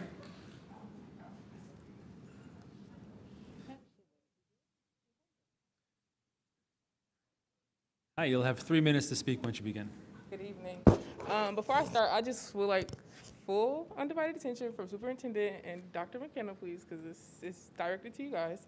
My name is Laquel White. I'm a junior at Dorsey High School, and I'm a leader in Students Deserve. I wear many caps, and today I'm coming to you as the starter of the girls' basketball team. I emailed you guys about a week ago stating our situation at Dorsey. A terrible wax job was done over a year ago, and nobody's yet to fix that. I was actually surprised. I got a quick turnaround. I emailed you guys Monday coming back from Thanksgiving break, and you guys had a meeting on Tuesday. I was very happy with that. But I was also very disappointed when I found out that Dorsey had to pay for this repair. Many blame a former district employee, and I feel that if this employee who messed up the floors no longer works for the district, I do feel that it is you all's responsibilities to ensure that these students have basketball, students have indoor sports to play sports. We come from a place where some things, this is all we have, and you guys are hindering that from us by not expediting the gym floor repair. Recently in the last week, we've been kicked out. We haven't been able to have practice, but we have 2 games a week. And that's not fair to us that nobody wants to do their job and fix the situation. You guys are more than capable of fixing the situation, but you guys do what you choose to do. For many, this will be the last time that they wear Dorsey across their chest, and it isn't fair that we have to have all away games. We are on the road every day of the week because people have failed us. You guys have failed us so many times, and this is your opportunity to do the right thing by us and ensure us with a gym floor. So I'm asking you guys to please expedite. You guys saying that January 9th, you guys can fix it then because that's the only waxing floor company available. I can assure you that you guys can find a way. So I'm here today asking on behalf of Dorsey basketball team, all indoor sports, that you guys expedite the repair on the gym floors. Y'all have a good day. Thank you for your time. Malia Frazier, are you here? Malia Frazier.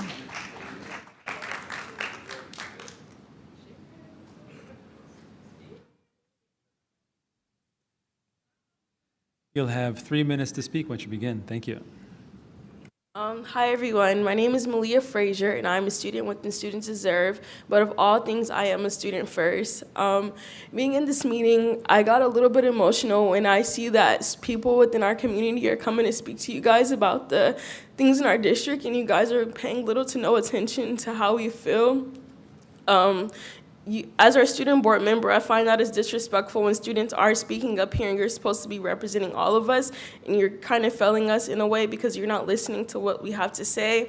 I am here on behalf of speaking about the response of the district on the drug overdoses within our communities. I've been really disappointed with how you guys responded to that. Sorry, I'm trying not to get emotional, but it's really sad. I feel like adding school police onto our campus is not the solution to this problem. Coming back from the pandemic, a lot of Black and brown students have experienced so much trauma within our communities, seeing how people have blatantly disrespected us and disregarded everything that we feel. And since you guys are the board members for LAUSD, I feel like it's really important for you guys to listen to us because you make decisions on behalf of students, but when we don't feel heard, it's kind of messed up in a way. I initially wasn't even coming up here to address that, but I just felt some type of emotion to this, knowing that in the future I do want to pursue some type of law path, working with juveniles. It's just really sad to see that you guys don't listen to us. But with that being said, I'm here to discuss the response to the mental health crisis within our district. As we all know, LAUSD is the second largest school district, and our responses to issues are constantly being looked at other districts, charter schools, everywhere.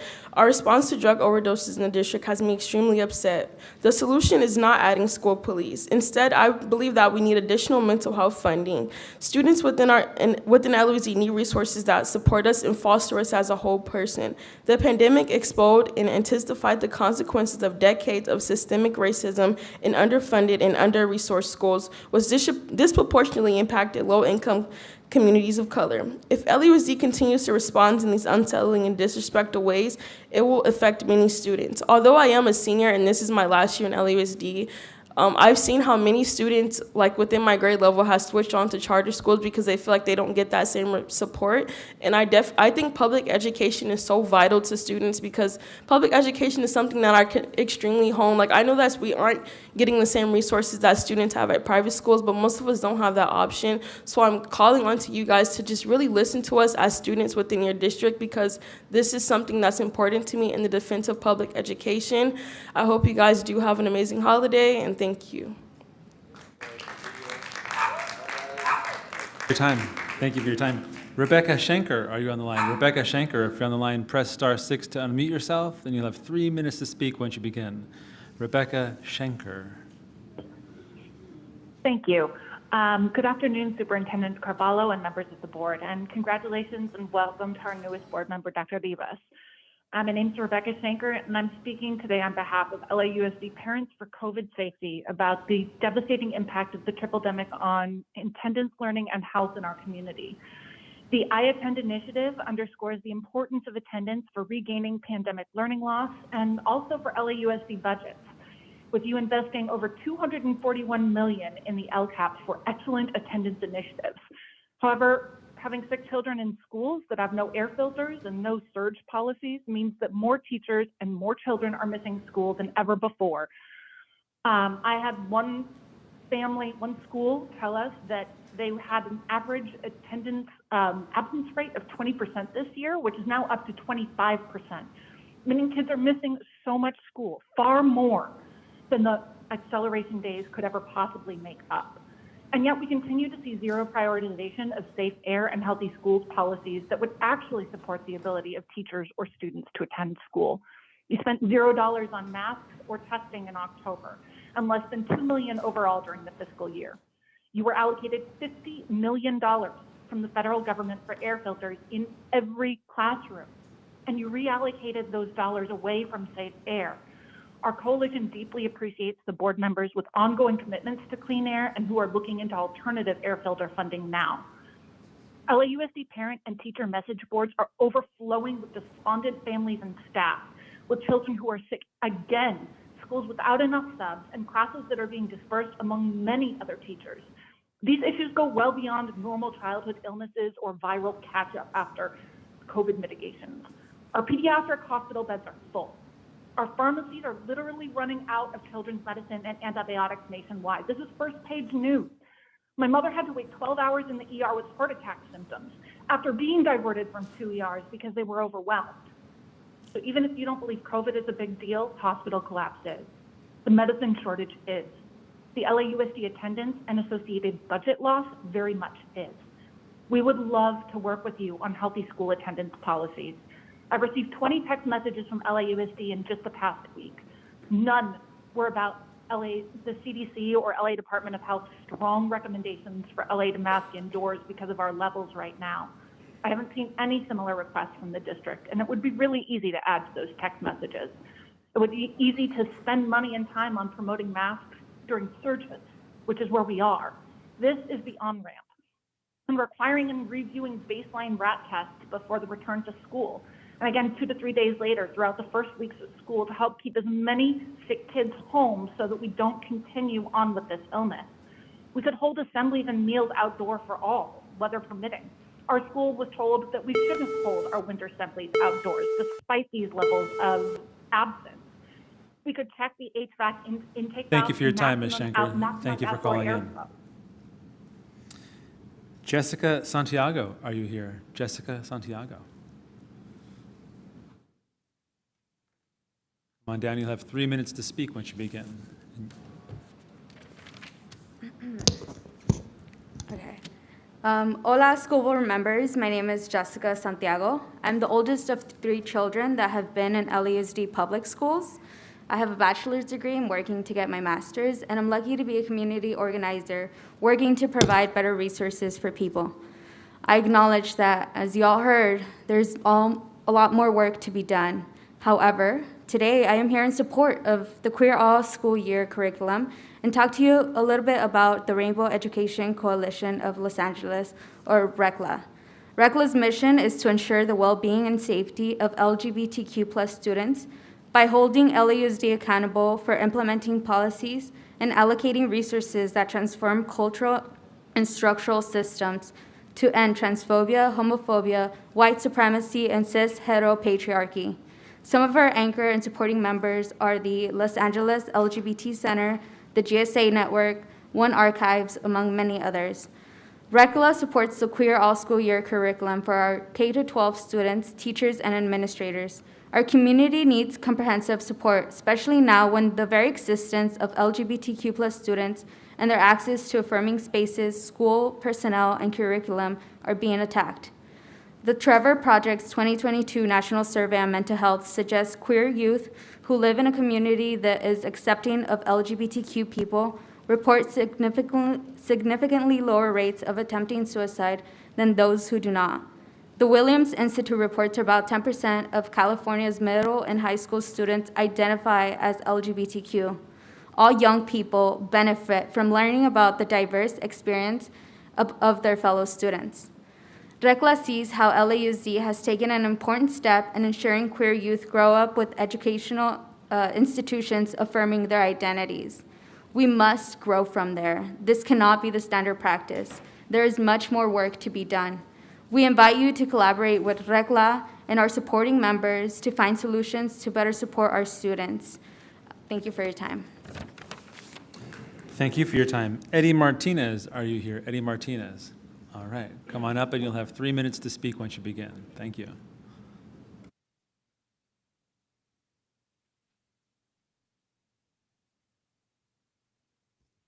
Hello, my name is Eddie Martinez. Well, first of all, Superintendent Carvalho, thank you for coming to the Huntington Park Holiday Parade as mayor of the city of Huntington Park, but I'm wearing a different hat today.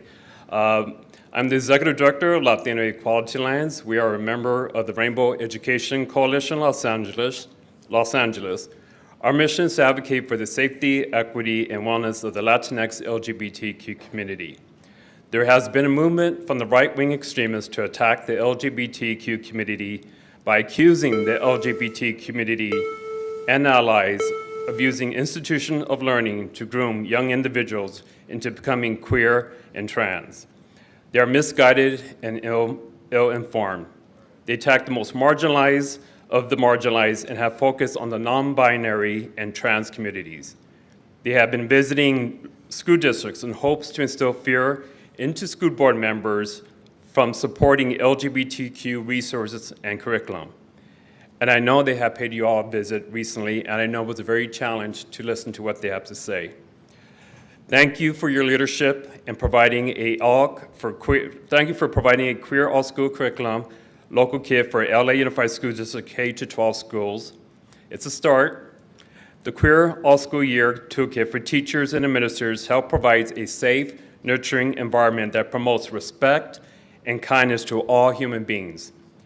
And it is with hope that these young individuals will grow up as adults to respect all life, thus preventing another Gabriel Fernandez and Anthony Avalos death.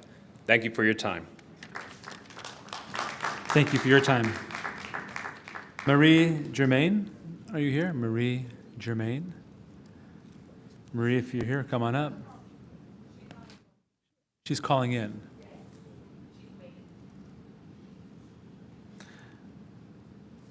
Okay, I'm going to move to the next person, and then when I see her, we will call her. Jacine Cumplido, are you here? Jacine Cumplido, are you here? Come on up, you'll have 6 Buenas minutes to tardes. speak. Mi nombre es Juan Mangandi. He sido presidente 2 veces consecutivos del Distrito de los Padres de Aprendices de Inglés. Good afternoon. My name is Juan Jose Mangani, and I've been the 2-time consecutive chair of the District English Learner Advisory Committee. Cuando yo veo que hay reclamos acerca del comportamiento ético de los miembros del board, así como también de los altos funcionarios, me pregunto, ¿a quiénes responden ustedes? When I see reports on ethical faults on behalf of personnel Entiendo or que la executive, señora Jackie Goldberg y la señora Rocío responden a un financiamiento concreto de una organización sindical. that if Ms. Jackie Goldberg and Y other otro responds más. to other financial El señor agencies, Melbourne representa otro tipo de sector corporativo charter. and Mr. Melvin represents other charter agencies. Y los demás no sé qué representan. And the others, I don't know what Bueno, el they señor represent. Smelson no sé qué representa, ni el señor, ¿cómo se llama? McKenna. And I don't know who Mr. Schmerelson or Mr. McKenna represent. Lo que sé es que el señor Carballo tiene un salario que gana más que el presidente de los Estados Unidos. What I know is that Superintendent Carvalho makes a salary that is greater than the Y eso le President of the exige United que States. dé resultados. And that demands results. Pero entonces aquí los padres como nosotros, ¿verdad?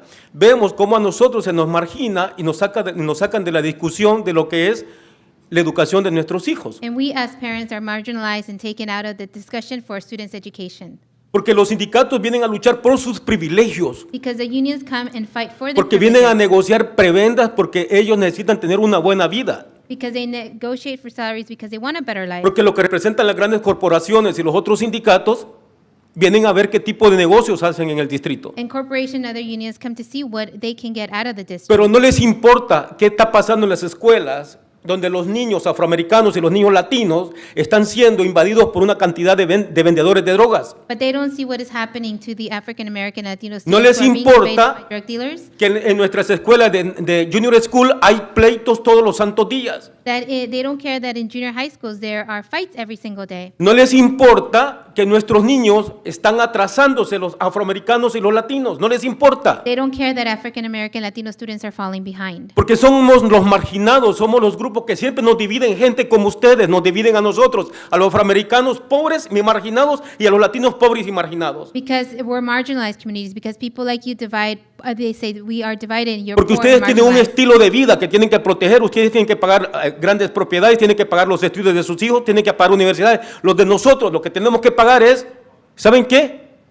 Tener a hijos que tienen un gran problema de drogas, que tienen un montón de hijos que no tienen rehabilitación, que no hay campañas de prevención And you have to pay, or you have to pay attention to your style para and keep your financiar la style alive. rehabilitación y desintoxicación de nuestros niños. And what do we have to pay for students that are Pero sí problematics tenemos and drug addicts? sindicatos que están capaces de financiar con 10,000, 15,000 o 20,000 dólares a candidatos como ustedes para que ustedes cumplan la agenda de ellos. And we have unions that have 10,000, 15,000 so that they can push their agenda Porque from tenemos you. políticos inescrupulosos como el que iba para alcalde que no le importó gastar 100 millones de dólares. Because we have unethical political figures who can spend money just like the previous Y eso es mayoral, parte de ustedes, es una candidates. élite privilegiada que nos tiene a nosotros como víctimas. And there's an elite privileges that have us as victims. Porque hoy la policía tiene nada más actividades son babysitters. Because police only have activities. No They're pueden just like intervenir en babysitters. nada. They can't intervene in anything. Porque es una agenda sacarlos del distrito escolar de Los Ángeles, no porque sean represivos. Because there's an agenda to take them out, not Porque because they're nunca se les repressive. capacitó, nunca se les dio una doctrina para que ellos cambiaran, porque ellos fueron también víctimas de esos inescrupulosos funcionarios que ustedes tienen acá. Because they were never trained, they were never given the Porque ellos lo que education, they were criminalizaban a los niños desde pequeños hasta llegar a grandes. because they were Ellos with the fueron children from porque small los to big, policías simplemente cumplían órdenes. because the police just followed orders. Ahora, eso tiene su conciencia. Yo quiero decirle, cuando a la presidenta acaban de golpear, I want to say that the chairperson was just un beaten up. drogadicto la golpeó. A drug addict beat her up. ¿Quién va a responder por todo ese montón de crímenes y asesinatos que van a haber en las escuelas? Que ese montón de niños que se están envenenando con las drogas. Who will respond for all of Oh, this that is vamos a happening poner in schools campañas de or salud drug mental. overdose?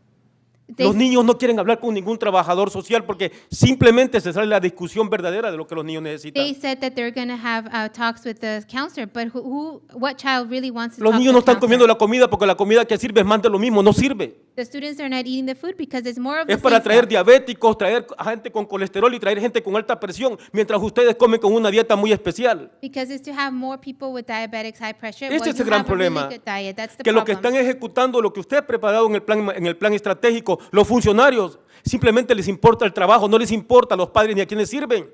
Because in the strategic plan, you only care for Porque aquí hay un abogado workers, not parents. que representa a los padres en el Estado que se llama Pedro Salcido, que gana $300,000 y no le importa And also, Mr. Pedro Cecilio qué makes tipo de vida $300,000 tenemos los padres y los niños. the parents have, or the Porque hay un children have. director del PCS que gana casi $300,000 también y no le importa. Because the director PCS also makes Porque los famosos $300,000. especialistas de MED ganan como $200,000. No les importa, les importa specialist in med lo que also ustedes makes quieren que los $200,000. padres aprendamos porque eso les conviene a ustedes. And you just care that the parents don't learn because that's what's important. Y hoy digo, ¿para qué sirven los sindicatos? And I say, what's the use of Cuando the ellos unions? les extorsionan y le quitan dinero a los miembros para financiar campañas políticas. When they take away money and just finance political Pero cuando se campaigns. necesitan para defender lo que son las grandes jornadas y las grandes causas humanas, no están.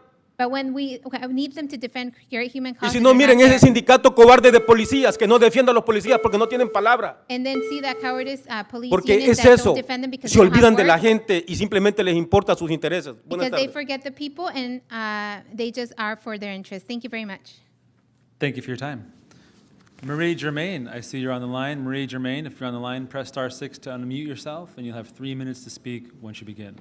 Marie Germain. Good afternoon.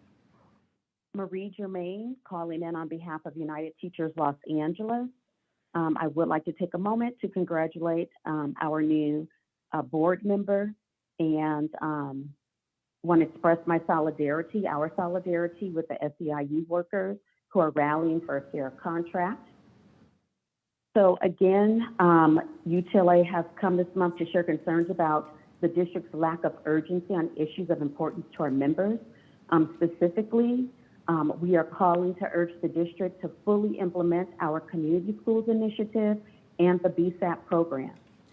For the BSAP program, I would like to remind the board that many students, parents, teachers, and community members have spent the last few years engaged in heavy advocacy for the rights and needs of Black students in the district.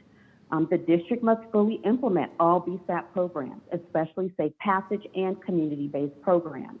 We need the district to work with community partners to develop a plan for the over $40 million in unspent BSAP funds.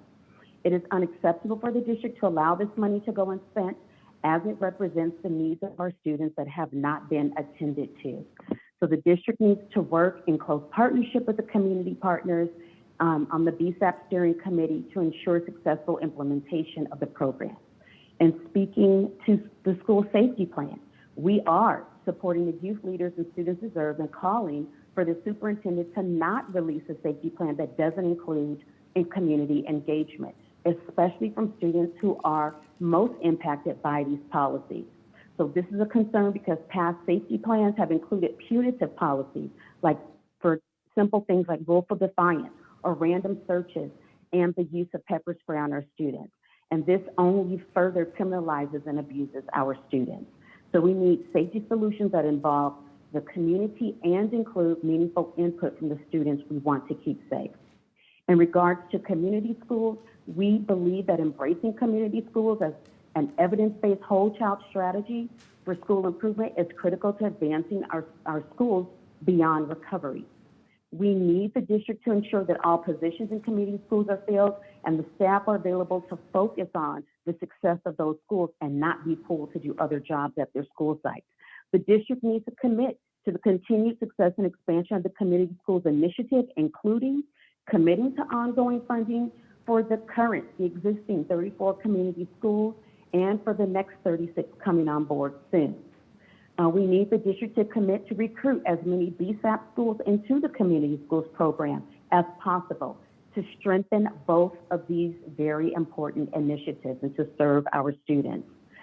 We need you to commit to protect community schools from charter co-location, as the co-location greatly impacts any educational program at any shared site. At any Prop 39 co-location site, the home school is going to be negatively impacted by a co-location. So we want full implementation of the community school coaches program, and we need you to do everything possible to apply for the state funds that will be available early next year. Thank you. Thank you for your time. This concludes public comment. Thank you, Mr. McLean, and thank you to our public speakers, both in the boardroom and virtually.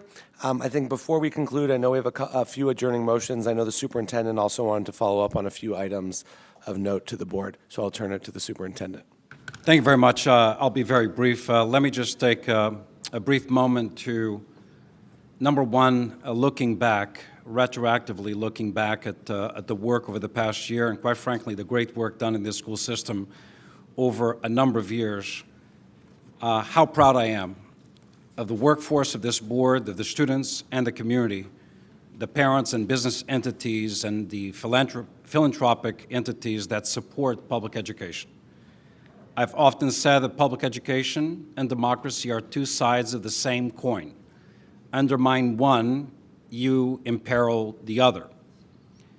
There are a number of recurring issues that have garnered the attention of this district, and they're all responded to in the strategic plan. So my comments are not in response to any one recent comment. They are a continuation of a dialogue that began with the listening and learning tour, and that's how I dedicated my first 100 days here in Los Angeles, listening to thousands of individuals, students, parents, teachers, principals. Anyone who wanted to have a dialogue with me was listened to. In town hall meetings, in focus group interactions, in webinars, in Zoom interactions, thousands of impressions.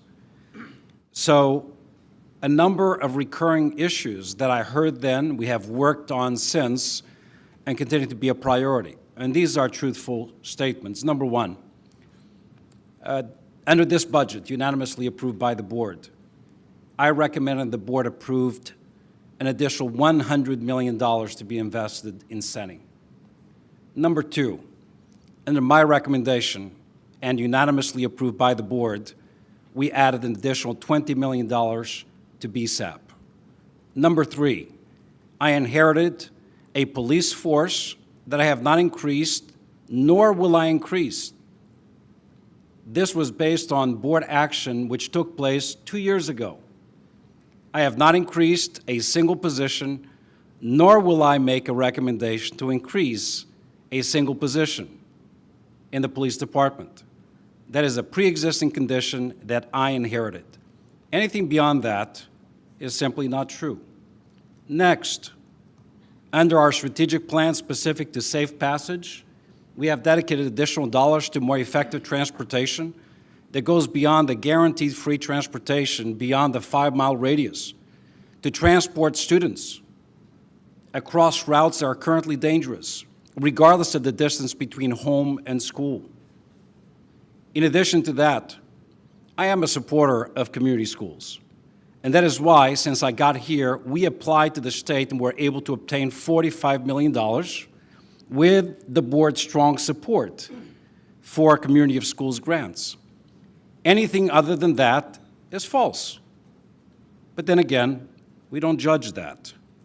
Specific to fentanyl, anyone who would think that our effective strategy on dealing with this scourge, not only in this community but across the country, relies on one simplistic solution is not correct, accurate, or is really not seeking a solution for this problem.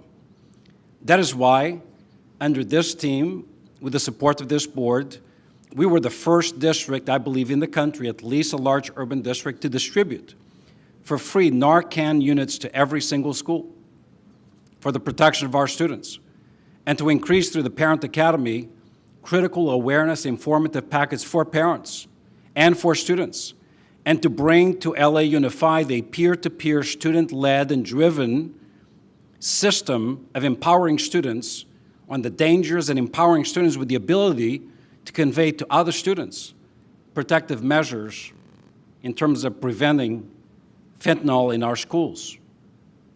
But it goes beyond that. So much do we care that we address the educational needs of our students, before and after school programming, enhancements to tutorial services, enhancements to what students eat. Not perfect, but we launched a dozen of additional nutritional healthy options this school year, with the meager investments that we get from the federal government as far as school nutrition. Last but not least, and again, not a response to anything anyone said, soon enough, there will be an opportunity for students to embrace and engage and benefit from additional time on task. I have said a number of times that the best investment we can make as a school district is investing in teachers, investing in support staff to provide additional educational opportunity to students. It is not a waste of time or money, it is the best investment. And members of the board and the community, despite the contentions, the opposition, the arguments, at this point, we're just below 70,000 students enrolled in Acceleration Days. Some of the articles written about this were written a bit prematurely. In fact, 70,000 students enrolled in Acceleration Days, that means that we will have in school for 2 days in December at this point and 2 days in spring break, more students in this school system than literally 99.6% of districts in America have students in their own districts. After all, there are 16,800 school systems in America. Only 54 of them have more than 70,000 students.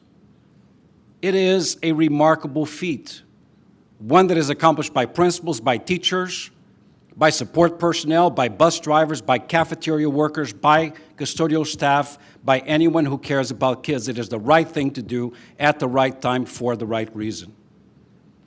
And last but not least, I love sports. When I hear something that piques my curiosity, however it comes to me, we address it. I am concerned about our athletic facilities, whether they are in middle school, the non-existence of them, or at senior high schools, many of which have fallen into a state of disrepair. They need to be addressed. And sadly, some of them were not included in the general obligation bond promise. We need to address that. It'll take a little bit of time. Whether they are football fields that I've seen that are not level, seems like we built mountains on football fields, or basketball courts that need repair regardless of where they are. And the last point, my auditory ability is not in any way, shape, or form dependent on my visual acuity. Thank you very much.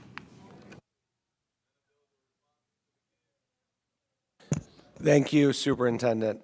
Thank you, Board. Dr. Rivas, welcome. It's a privilege and a pleasure to welcome you to this board and look forward to the work we're all going to do together. And again, thank you to the speakers who have been with us, some of you all day. I know we have a few adjourning motions. Mr. Smelson, we'll start with Ms. Goldberg, who has a few, and I think that's who I've heard from. So, Ms. Goldberg. Thank you. It is with great pain that I would like to adjourn in memory of Miss Kathleen Moore. She was born on March 23, 1961, and started her career as an English teacher at Bell High School in 1999. She served there until her passing on the evening of December 1st of this year. Ms. Moore was a beloved teacher, dedicated to her students, respected by her peers, and she is survived by her partner, Rajab Ali Safael. In addition, Vice President and members of the board, I would like to ask that we adjourn in member of Richard Castro Jr., who died on November the 27th, 2022, born in December of 1951. In Fresno, California, he was a child farm worker, worked in the fields with his families. His family moved to Los Angeles. He graduated from Roosevelt High School in 1968 and went to UCLA and took Chicano studies, but left in his sophomore year to join the Navy. In basic training, he served as a first responder medical student and sang in the choir. After he left the Navy, Richard continued his studies at Cal State LA and got a degree in Chicano studies. He was a leader in Mecha and organized many political and cultural events at the university. He started his career as a labor organizer with HERE, which is the Hotel Employees and Restaurant Workers Union. He then worked for 25 years at the Department of Children's Services of LA County and served as a steward for SEIU. Richard Castro Jr. retired, but continued his activism as well as pursuing his hobbies of gardening and woodworking. He spent a couple of years driving for Uber and advocated for better wages and benefits for other Uber drivers. He was a great warrior for social, economic justice in his life. He's survived by his wife, Linda Ortiz, who at one point was a member of my staff at City Council, their daughter, Bianca Castro, and their son, Ricky Romero. And finally,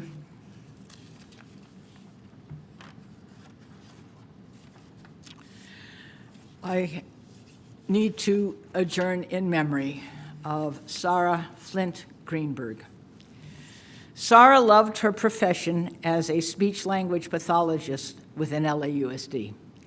She was the ultimate professional. She used her skills of observation together with standardized tools to assess children in determining their speech-language needs. She was able to pull from her extensive knowledge of resources within the district to refer children she assessed for appropriate services and placements. Her colleagues knew they could always count on Sarah to get the job done, and her reports, evaluations, and assessments always were entered in a timely fashion. As a lifelong learner, she kept apprised of the latest techniques to better serve children and families. Sarah was always impeccably dressed and never hesitated to get down on the floor to engage with kids. She was a proud member of UTLA and never forgot the hard-fought victories that allowed her and her family to have access to excellent medical benefits. She was fluent in Spanish, fluent in Hebrew. Her skills were highly sought after as one of the very few Spanish-speaking diagnostic speech-language team members. Her Spanish fluency increased her ability to assess, relate, and explain results to Latinx families. Sarah understood the importance of diagnostics. She was an excellent problem solver. She could see the big picture, but also the small components and how they fit together. She understood the importance of concluding family as part of the diagnostic process, and she recognized how her evaluation was part of a team effort in order to find most appropriate placement and services. Her commitment and passion manifested itself in her ability to relate to the children, to their families, and to other professionals. Born in Ramat HaSharon, Israel, Sarah was a child of Holocaust survivors. Came to the United States at the age of 2. She was by turns elegant, radiant, powerful, brilliant, and just, a teacher, an activist, an expert hiker, an accidental entrepreneur. She touched many lives, loved so much, and was loved by so many. She was, in her own words, resilient. Friends prized her caring, compassion, intelligence, and devotion. She lived in a number of intersecting communities that shared one thing in common: their affection for her. Sarah is survived by her spouse, Nina Rota, her children, Aaron and Jacob, stepsister, Halela Nusanau, and cousin, Stuart Miller.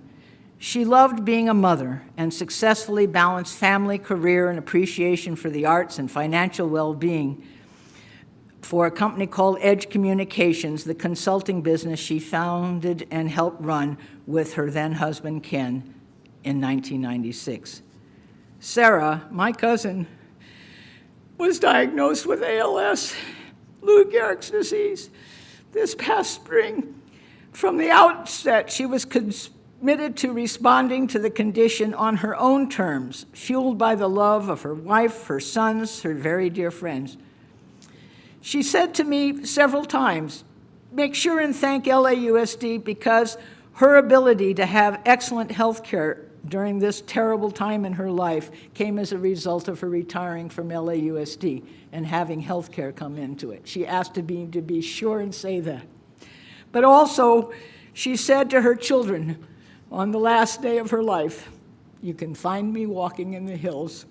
She's a wonderful, wonderful cousin, and she will be sorely missed. She worked for LA Unified from, I think it was from 1989 to her retirement in 2016. Thank you very much. Thank you, Jackie. We're so sorry for your loss, and we're sending much love to your family. Board Member Schmerelson. Yes, I'd like to honor Mr. Sarkis Marsbed Margosian, and he was a teacher at Monroe High School for 20 years before retiring 2 years ago. He passed away, and his funeral was this past December the 3rd at 10:30 at the Holy Martyrs Armenian Apostolic Church. And I am reading this because my dear, dear, dear parent rep, Seta Babahekian Margosian, let me know that her husband had passed away. And Sosas used to be my school before the great redistricting. And I always remember Seta for being such a wonderful, wonderful parent rep, so I won't forget her. Thank you. Thank you, Board Member Schmerelson. And I just want to take a moment of personal privilege to say thank you and goodbye to Kyle Stokes, who is in our audience today. Kyle of KPCC and LAist. Kyle, thank you for your years of, I would say, from my vantage point, honest, thoughtful, diligent reporting. Our 40-degree days are too warm for Kyle, so he's heading home to Minnesota. But Kyle, I will say that your reporting, I think, has made us all better and pushed this district forward. So thank you for your service, and we wish you well in your next endeavor. With that, Let me join you in that as well. yes, joined by Ms. Goldberg and I'm sure others. With that, again, welcome Dr. Rivas. This concludes the board calendar for 2022, and we look forward to seeing everyone next year. May everyone have a happy and healthy holiday, and God bless. Thanks. It's 5:04.